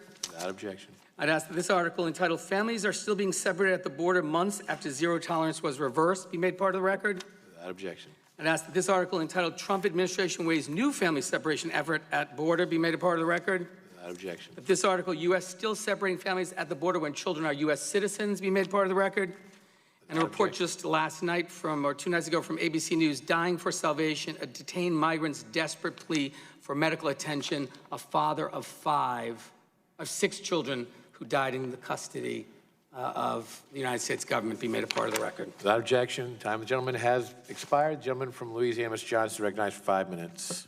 If I could, if you don't mind, sir, what I'd like to put into the record, and I'll get you the numbers, is every single migrant that the Customs and Border Patrol agents saved. I'd like to put in the record every single migrant that the Coast Guard has saved. I would like to put into the record all the communities that ICE protects by pulling child exploiters, smugglers, and traffickers off of the street. I would like to put in the monumental decrease in the opioid epidemic thanks to the good men and women of DHS. I would like to put in a variety of comments about the misunderstanding of parts of this committee, the difference between a policy and a law. Our policy never changed. It's the same as it was in Obama. There's 3 reasons that there is a separation. 1, the parent is going to do harm to the child. Where you go to that without objection? Thank you, appreciate it. We'll start the clock back, I'm sure, for my questions. Madam Secretary, thank you. Thank you for being here. Thank you for your service for such a time as this. And thank you for being willing to answer the questions. You're doing a great job, and there are great men and women at DHS. We know that. We're grateful for them and Border Security, Border Patrol. I was noticing the exhibit that my colleague, Mr. Cicilline, just used, and I noticed something about that. Isn't it true that those very same Mylar blankets, the chain link, perimeter fencing, identical conditions, were all present and used during the Obama administration? Yes, sir. So for all we know then, Mr. Cicilline's exhibit photo could have been taken any time in the past 10 years, isn't that right? Yes, matter of fact, we've seen many, many videos in the news that were actually not in the last 2 years, but were from the prior administration. Let me ask you a couple questions. With the recent influx of illegal border crossings, do you believe that statutory changes are needed to enhance the process of assessing what constitutes credible fear, which we've talked about a lot today? Yes, I do. Do you believe the increase in individuals attempting to cross the border illegally to claim credible fear is a result of a lack of enforcement by previous administrations? I think it serves as a pull factor, yes, sir. If there's no consequence to illegal behavior, the illegal behavior will continue. I just want to say for the record here, I appreciate your testimony this morning that you said in your own words, and I wrote it down as a quote, we have a real, serious, and sustained crisis at our border, and you said walls work. And I want you to know that the vast majority of my constituents in Louisiana agree with and understand that, and we appreciate your service on it. And speaking of Louisiana, the Cyber Innovation Center in one of my cities in Bossier City, Louisiana, has made a significant advancement in preparing future generations for STEM-related careers. For example, the National Integrated Cyber Education Research Center was developed by the Cyber Innovation Center there to address the growing need for cyber-based curricula. And the development was largely based on the Cybersecurity Education and Training Assistance Program, or CTAP, initiated by DHS. As you know, our nation's cybersecurity infrastructure is reliant upon our ability to train members of our workforce to obtain the necessary skills which make them capable of stopping evolving cyber threats. Could you just describe real briefly the funding and strategy behind your STEM workforce pipeline program? Sure. So this is, as you say, just very briefly, a very important area. The cyber threat continues to grow, and because we're all interconnected, unfortunately, we're at a place where your risk is mine, mine is yours. So we all have to work together to remove that weakest link. The idea of all of our initiatives right now is, first of all, to provide a variety of curriculums for all levels of education. You can find those, as you know, on our website. We work very closely with centers of excellence, such as the ones in your state. Thank you for your partnership. But the goal is to bring more and more children and students into the workforce. Hopefully, some will choose to come to DHS. We would love their expertise. But regardless, it's very important that the generations of the future understand cybersecurity so that they can build it into everything that they do. I appreciate you saying that, and it really is a dilemma because in spite of all these efforts to resolve it, there's still a workforce shortage in this area. And a lot of the jobs appear to be available only in the DC metro area, but we certainly want to advocate for relocating certain jobs to a state, I don't know, like Louisiana, where cyber-educated workforce and lower cost of living is a real factor to be considered. Is that something you would consider? I would love to talk to you about that, yes, sir. And due to the delays in, this is another subject, but due to the delays in processing security clearances for DHS contractors, have you instructed the department to review and consider any new changes that would make the process of obtaining a clearance more efficient while also ensuring, of course, accurate background checks?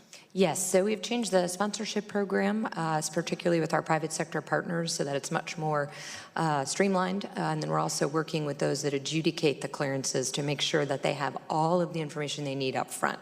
Part of the backlog was the going back and forth. So we're trying to front load all the information so the adjudication can be made faster.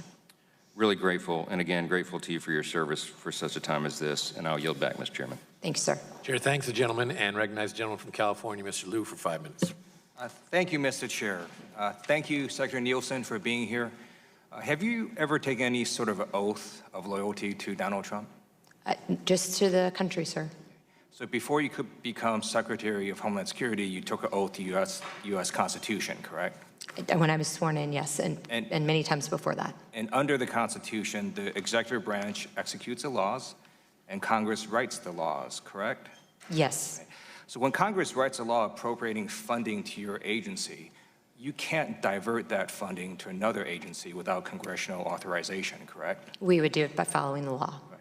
So for example, if Congress gave disaster assistance funding to FEMA, you can't take that money, give it to the Department of Defense to build a military base in California, right? There are legal procedures, as you know, to reprogram. That is part of what's in any given appropriation. But yes, sir, we would do it by the law, whatever the law requires. And similarly, the Department of Defense couldn't take money we gave to them for fighter jets and then divert it to you to build a wall, correct? They would do it under the law, sir. Right. So if Congress specifically has not authorized a wall nor appropriated a wall, the Department of Defense can't give you money to build a wall, isn't that right? I can't speak to Department of Defense authorities. Some of their pockets of money, similar to any department, do have some flexibility in how they can be spent and for what purposes. Sometimes the missions will overlap, but I'd have to defer you to the Department of Defense. Are you aware of any authority that will let the Department of Defense give money to you to build a wall? My understanding is there could be some pockets of money that could be considered for that use. If you could let us know what you think that would be. Because my understanding is there is currently no appropriation for a wall, which is why the president is looking at doing a partial government shutdown. That's the whole point of it. So I'd like to talk about family separations. And you earlier during the hearing said basically you sort of took umbrage at being called a liar. So I won't use that phrase. But I will say that you're not telling the truth about family separation. And it's because your boss, Donald Trump, did a whole executive order reversing the policy of family separation. So I'd like unanimous consent to put in the record article in the Washington Post dated June 20th, 2018 with the title, Trump Reverses Course, Signs Order Ending Policy of Separating Families at the Border. I'm also going to read you some of the things he says. So we're going to have strong, very strong borders, but we're going to keep their families together, Trump said as he signed the order in the Oval Office. I didn't like the sight or the feeling of families being separated. So these little boys and girls, they didn't self-separate. Your agency ripped them away from their parents. And then after Trump reverses on this family separation policy, because clearly you can't reverse a law, executive orders only reverse policy, your agency then had to spend a lot of time trying to reunite these little kids with their parents. So I would just appreciate if you started telling the truth to American people about the policy of family separation. So again, sir, I would That was not a question. That was just, you can answer after I'm done. No problem. If you'd like to just give a speech, just let me know when you're done. I'm going to ask you some questions now. Wonderful. So during your opening statement, you sort of painted this dark picture of this crisis at the border and there was crime and so on. Are you aware that in 2017, violent crime rates dropped? Across the country or in a particular other country or? FBI report, have you read it? It says violent crime rates dropped in 2017. Are you aware of that? I have no reason to dispute the FBI. Same report also says property crime rates dropped in 2017, according to that same report. Are you aware of that? I have no reason to dispute the FBI. Are you aware of the numerous reports that say immigrants, both documented and undocumented, commit less crimes than native-born Americans? Are you aware of those studies? I have not seen those particular studies. All right, so I'd like you to go, or have your staff show you the Cato Institute study from 2014 that showed all immigrants are less likely to be incarcerated than native-born Americans relative to their share of the population. There's been a Public Policy Institute of California study that also showed that the foreign-born, who make about 35% of the adult population in California, constitute only about 17% of the adult prison population. So just be helpful if you start putting in some basic facts about the actual facts related to immigrants and crime. And then I'm just going to conclude by quoting from Congressman Will Hurd, who said essentially in a Washington Post op-ed that building a wall will be the most expensive and least effective way to secure the border. I yield back. Sir, executive orders can direct a law enforcement official to change their prosecutorial discretion. What the executive order that the president signed was not to reverse a policy. It essentially said, despite the fact that the families are choosing to come here illegally and are breaking U.S. law, it is the policy of the United States to keep them together. Because of Flores, we are not able to keep them both together and prosecute them. So the result of that is we do not prosecute families that choose to come across the border illegally under the current executive order. Thank you. Thank you. And before I turn to the gentleman from Idaho, I just want to make members aware, a vote series has just started. I'm going to ask one of the members on this side of the aisle to go vote quickly and come back. I want to keep this hearing going because I'd like every single member to have the opportunity to ask 5 minutes worth of questions, but the secretary also has a very hard stop coming up very soon as well. So we are working to try to get you all in, but I can't guarantee that's going to happen. And so now I turn to the gentleman from Idaho, Mr. Labrador, for 5 minutes. Thank you, Mr. Chairman. The number of apprehensions went down in 2017 at the border. Is that correct? Yes. So I don't think the data that was just presented to you about the number of crimes going down in 2017 actually correlates with the idea that illegal immigration does not have an effect on crimes. Isn't that correct? I would agree. I would agree. Yeah, so I think I would be careful with making that kind of argument in the future if I were on the other side. But you know we're in a humanitarian crisis at the southern border. We have some major issues, and currently the administration is unable to detain families together for longer than 20 days. We have issues with asylum. We have issues with all these other things. But something that touched me as I was listening to the hearing, as I was preparing for the hearing today, is this young girl who died on December 8th of this year. The reason it touched me is that on December 8th, I was celebrating my 51st birthday. And at the same time, I didn't know that this happened at the time, but at the same time that I'm with my family celebrating this occasion, you have a young girl at the border who is dying with her father there. And I don't think that I can blame the father. If I were in the father's situation, I would probably do some of the same things that he did. I would try to give my daughter the best life that he could. Do you blame the father for her death? No, sir. I don't think, and it would be so inappropriate to blame the USCIS or ICE or any person who works under you for the death of this girl. In fact, everything I've heard about this case, everything you testified to, was that you guys gave this young girl the best possible care that you could. Would you agree with that? I do, yes, sir. And in fact, you tried to save her life, isn't that right? They revived her twice. But there's something that we can blame for this death, and it's the current policies of the United States. The fact that the law is encouraging fathers who want to give their daughters a better life, just like I want to give my daughter a better life, to come to the United States illegally in a way that puts their family in jeopardy. It also, what we have is a policy that we have seen an increase in people coming to the United States illegally. We have seen an increase in people that are seeking asylum. And what we know is that these people are being lied to by cartels. Is that correct? Yes, sir. What are the cartels telling them about asylum?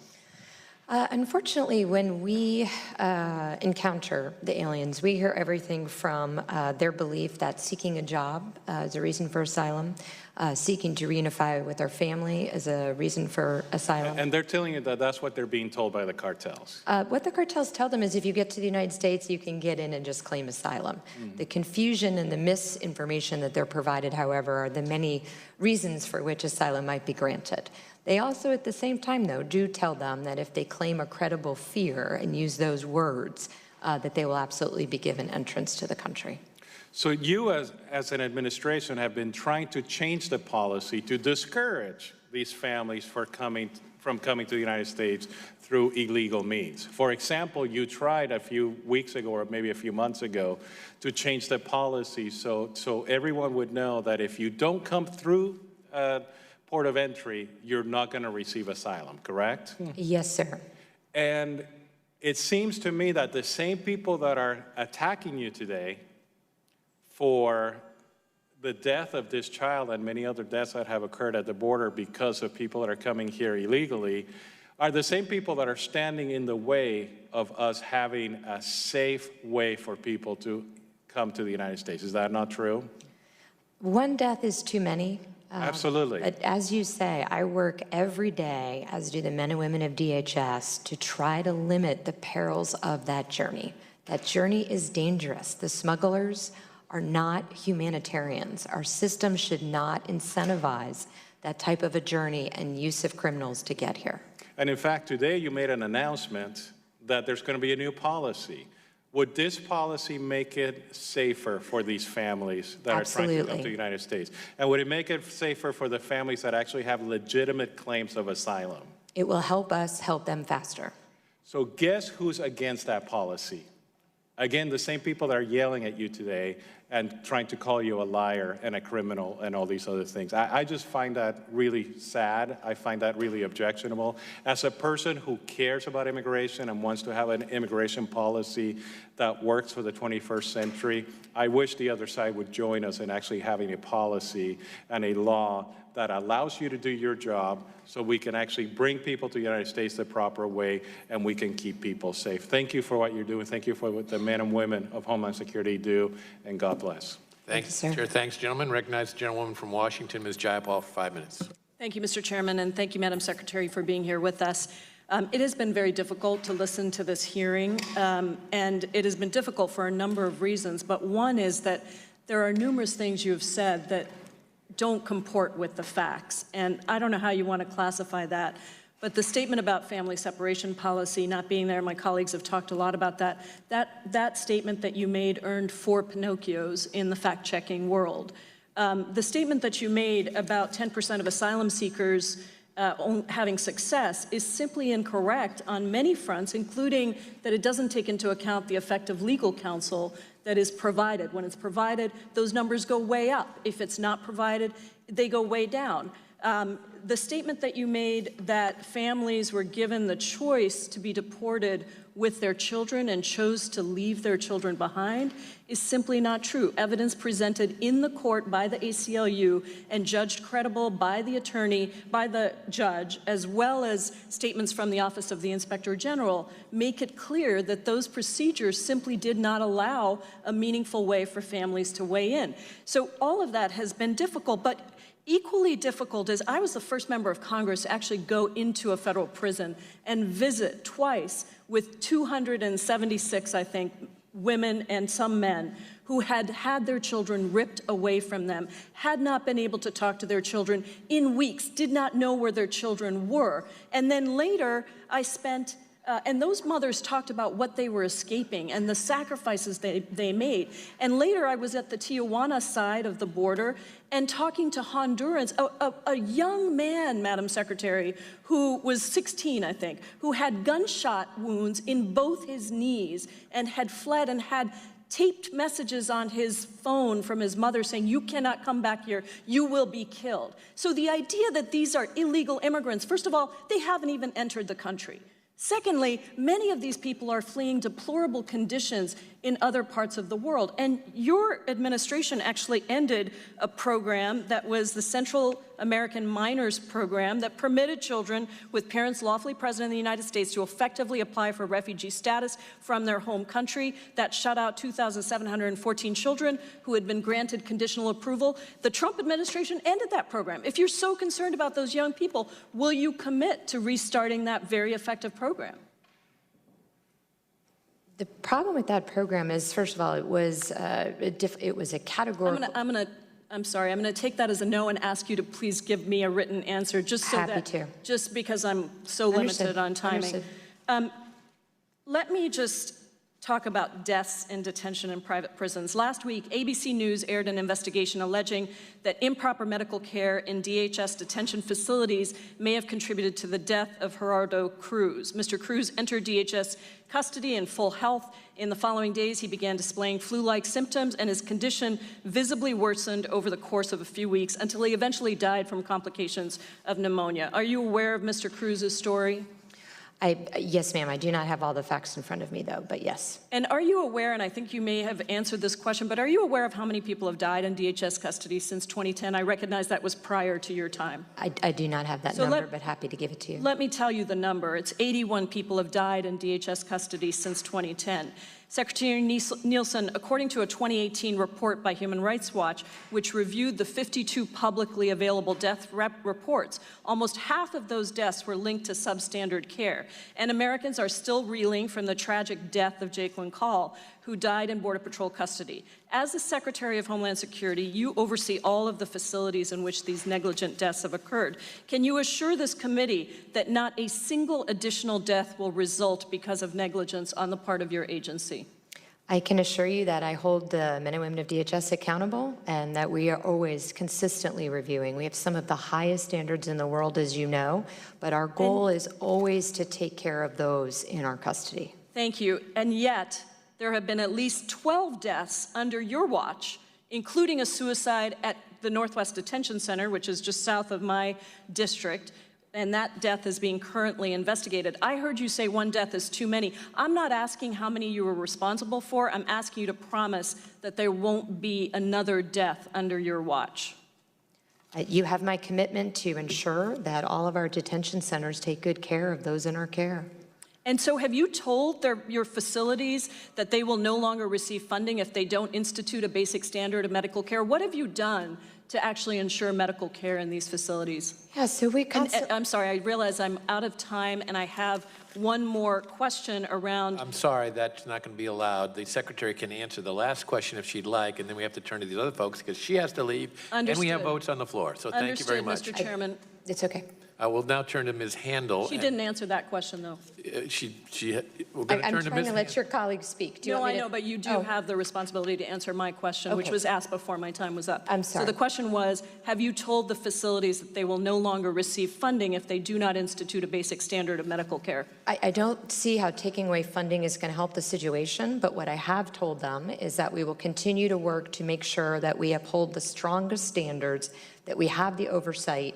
As you know, we welcome in NGOs all the time, whether it's UNHCR, whether it's the Red Cross, whether it's other part of the UNs, to check. We work with the private sector. We bring in experts. We constantly assess what our detention facilities are like, and we will continue to do that to make sure. Well, I look forward to receiving a more The time has expired. The gentlewoman from Georgia, Ms. Handel, is recognized. Thank you, Mr. Chairman, and thank you, Secretary Nielsen, for being here. I appreciate your service and that of all of your colleagues at Homeland Security, so thank you. As I'm sure you know, the DiMaia decision invalidated a federal law that defined crimes of violence for the purpose of federal law. And although this definition applies to several areas across the federal code, it does have particular implications when it comes to the removability of criminal illegal aliens. Earlier this year, I introduced H.R. 6691, the Community Safety and Security Act, which would clearly define that term, crime of violence, in the federal criminal code. The bill did pass the House. It's not received Senate consideration yet, but I was wondering if you could comment for us a little bit on how the current situation with this ambiguity of crime of violence affects the removal proceedings and the need for Congress to act to put that clarity into law. Yes, ma'am. So I'm not familiar with your particular bill, but I completely agree with the issue. We need clear guidance to be able to understand what the congressional direction is on removability. So it's very important for us to have a definition. As you know, there's very confusing court cases. We do our best to comply with them all, but yes, we do need Congress to act. Okay, specificity matters. Yes, ma'am. Secondly, but there's so many people who are watching this hearing from my district, and they have some really basic questions. For example, how many legal points of entry are there across the U.S.-Mexico border? It's late in the day, and I know, so I would, it's about between 20 and 30. Okay, my so certainly more than 20.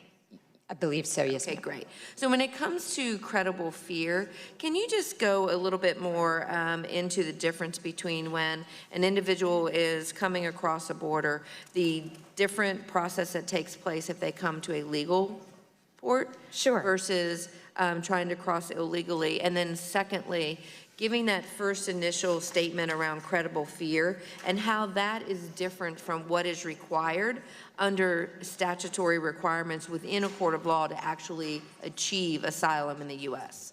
So if a migrant comes to a port of entry, they haven't broken any laws. So first of all, they're doing it a legal way, and then they make their claim.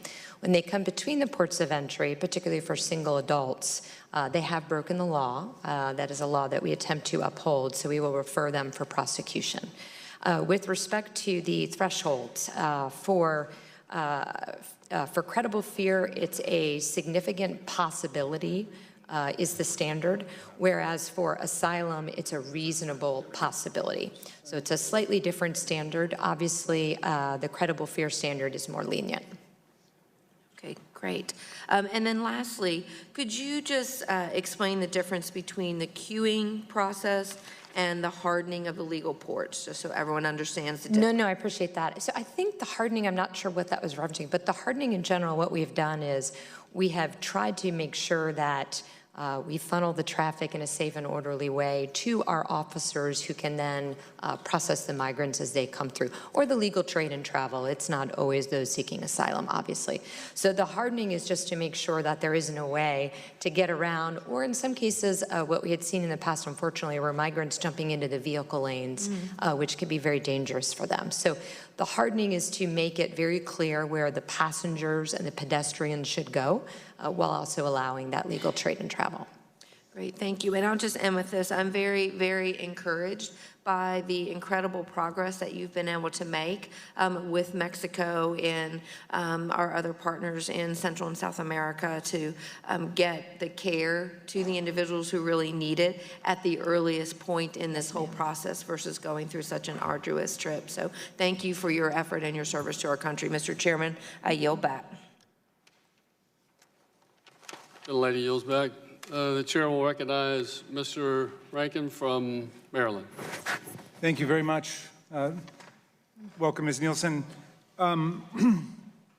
We still have service members engaged in Afghanistan, as you know, and they continue to rely on our wartime allies for their mission, interpreters, translators, cultural advisors, contractors, and so on. And so there are a lot of local nationals who are risking their lives for the success of our mission, and they've been promised safety through the Special Immigrant Visa Program. And yet the number of special immigrant visa recipients dropped from more than 18,000 in fiscal year 2017 to only 10,000 and change in fiscal year 2018. And thus far, we've admitted only 729 of them. Can you explain the significant drop in admissions? And then I'm going to just ask you about a specific case that I've inquired about with my colleague, Representative Denham. Sure. First, let me just say, because I know you want to use your time well, happy to come give you a brief very specifically. Some of it has to do with the increase in vetting that we do for anyone now coming to the country. And so to some extent, the process takes a bit longer. But as to why that specific drops, sir, happy to come chat with you about it. Okay, good. Let us definitely pursue that. I sent you a letter back in July with a bipartisan group of members. Representative Denham and I got together to do it, inquiring about the status of the case of Mohammed Kamran, who's an Afghan national who worked for many years as an interpreter for the U.S. Navy, the Army, the USAID, the UN. We sent the letter in July. We finally received a response a couple of weeks ago that said that you could not disclose any information about the status of Mr. Cameron's family, even though we provided a privacy waiver along with our submission to you. We understand he was denied entry for discretionary security reasons, but when his family sought humanitarian parole, they were denied on ostensibly the same basis, including his youngest daughter, who was 4 years old at the time, and it's hard to believe that she constituted any kind of national security threat or risk. Given that his adult brother and sister were granted asylum, how can his family be treated as a national security threat? And can you illuminate what's going on in this case? It's obviously of profound concern to that family and those American personnel who've taken an interest in this case. Sir, I'm happy to provide you those details. I don't have them in front of me, but happy to follow up very quickly. Do you know how many other U.S. military interpreters have had their refugee cases denied as a matter of policy discretion? I do not as a policy discretion. What we do is we do a background check, as you know. Unfortunately, some of them do not pass that. And then in some limited cases, once they receive refugee status, they do something that eliminates or kicks them out of that status. But I can also get you the exact number. Happy to. I mean, I wonder if you would just close with any thoughts you have about this as a matter of basic fairness and humanitarian principle for the people involved, as well as a matter of national security concern for American military personnel and advisors who are working over there, who depend on interpreters and other people in that kind of situation. And do we really want to be closing the door on the people's refugee applications? Sir, happy to. We're certainly not closing the door. I think it is important to put it in perspective that last year the United States granted more refugees and asylum status than the next 3 countries combined. So we remain the most humanitarian country. That's certainly my goal, to continue to do that, as well as to support the U.S. military. I got you. But I mean, my concern, of course, is the dramatic, precipitous, demonstrable drop in the number of admissions of people who are acting on our team in Afghanistan. And I wonder if you would kindly follow up on the specifics of this case of Mr. Kamran, whose case has been given a lot of attention now by both Democrats and Republicans, people across the aisle who are really concerned that he's been given a raw deal. If you would pursue that and then answer more generally about what we're doing to make sure that these people are taken care of. Absolutely, sir. Happy to do that. Okay, I look forward to meeting with you and your staff on that. Thanks so much. Oh, Mr. Chairman, could I just submit this dear colleague letter that Mr. Denham and I wrote for the record? Without objection. Thank you. Sir, could I just make one request? If I could, just for the record, I'm just re-looking at my notes, and I think, unfortunately, I said that the first time I heard about the 7-year-old's death was December 7th, but that was actually December 8th. So I apologize. I think I just misspoke. Okay. So noted. Chair recognizes himself for 5 minutes. And Madam Secretary, first I want to say thank you for being here, and thank you for your service. I know what a tough job border security is. Had a great trip down, looked at the entire length of the border in different spots, and so I have a great appreciation for what your men and women at CBP and ICE on the interior are really up against. And I want to ask just a couple things to clarify from earlier. It sounded like there was some issue about whether you could actually build a wall. In fact, I believe the wall is probably under construction today, right? Yes, sir, it is. With 17 and 18 money, we'll have about 115 miles built. Right, so a previous Congress has already authorized the construction of the wall. Yes, 2006. Is funding, so put that to bed. I'll also tell you this, in my previous life, I was a law enforcement officer for 41 years. I can't even begin to tell you how many people I put in jail that had children in their custody. And always, those children were separated when the adult criminal was placed in jail. And that child, we would first try to place them with another parent or some family member, responsible family member. But minus that, we were then forced to deliver them to the state of Florida through the Department of Children and Families, who would then take care of them. And I think the point was made earlier, why would we require you to treat children differently than we do American citizens? Sorry, I can't answer that, but if I could, what I will say again is we did not have a policy to separate, just as you're describing. If the parent chose to break the law, right, which there's 3 other ways they can come legally into this country at least, chose to break the law, in some instances we referred them for prosecution because we were applying the law equally. We were not giving a pass because somebody had a child. So because that parent was then going to go to a custodial location, we didn't want to send the child with that adult. Thank you. And I just want to give you the opportunity to state that clearly again for the record. Also,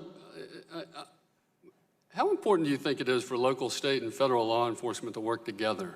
It's of utmost importance. I agree with you. Having been a local law enforcement officer for years, I know the importance of working with state and federal law enforcement officers to protect the not just the hometown, but the homeland. And so the reason I mention that is the 287G program that we ran in my district. We arrested folks and then would run them through the 287G program in our jail. We use the in-jail model, not the police model out in the community. But we arrested thousands of individuals who were found to be illegal immigrants who had already committed a crime within our jurisdiction. And looking at the numbers of those who are arrested under the ERO, who you know have committed crimes, do you have any idea what number, because of sanctuary cities, how many of those individuals are being placed back into the community instead of being turned over to ICE like most good law enforcement communities would do? I don't, sir, but we believe it's thousands and thousands. I can get you the exact number, unfortunately. And that creates a very unsafe community for these sanctuary cities. Would you agree? It does, because it then forces the officers to go into environments that are not controlled. So it puts their safety at risk, but it also puts the rest of the community at risk because we don't know if the person is armed or we don't know if they intend to do harm. The safest way, as you know, is to take that custody in a controlled and safe environment. Let me close with a question. If I could get you to look into a situation for me. Please. The National Insurance Crime Bureau, since 1987, they had been working with CBP, and they would receive export data. This is dealing with stolen vehicles being exported out of the country. That information would be shared with them from CBP, the export data. It would be checked against NCIC, insurance theft records, active lien records, and rental fleet records. And if a vehicle was being exported, was flagged in that Insurance Crime Bureau system, CBP would be notified, and they were able to then interdict that vehicle. And as you know, there's like 800,000 of these vehicles every year. So, however, since CBP's implementation of the automated export system, which made it electronic, the Insurance Crime Bureau has been denied access to the export records and is no longer able to partner with CBP to stop illegally obtained vehicles from being exported. So my question is, what changed? It's authorized. It's still authorized under Title 19, Section 1627. I know there's been some talk about, well, there's some privacy information, but if you look at that information, it's really not that private. And number two, they say, well, all of that information is contained in the National Motor Vehicle Title Information System, but it is not. They do not have the same data that the National Insurance Crime Bureau has. So could you look at possibly making that connection again between those two organizations? Because I think that's a great way for a non-government agency to really partner with us to fight crime. As you know, auto theft is not just breaking a window and stealing a car anymore. It's liens, it's all sorts of ways that they're doing this now. Would you mind looking into that and get back You have my with me and let commitment, me know absolutely. if we can fix that? Absolutely. Thank you very much. And my time has run out. Thank you. Go vote, you're going to start missing 2 minutes. Yep, will do. Madam Secretary, thank you very much. I know you've stayed longer than you intended, and I know you have an important commitment, but we got in everybody. I'm sure some were disappointed that you had to votes conflict, but thank you for that. Thank you also for being a great Secretary of Homeland Security. I appreciate your work, and it is evident in how you handled the answers to the questions from the members here today. You know what you're doing, you know what you need, you're committed to keeping America safe, and you're committed to having an immigration policy and enforcing an immigration policy that is fair, that is humane, that has respect for the rule of law, but also keeps the tradition of America being a nation of immigrants. So I thank you very much for that, and I wish you the very best. Thank you. Thank you, sir. With that, this concludes today's hearing, and I thank you to our distinguished witness for attending, and without objection, all members will have 5 legislative days to submit written questions for the witness or additional materials for the record, and the hearing is adjourned.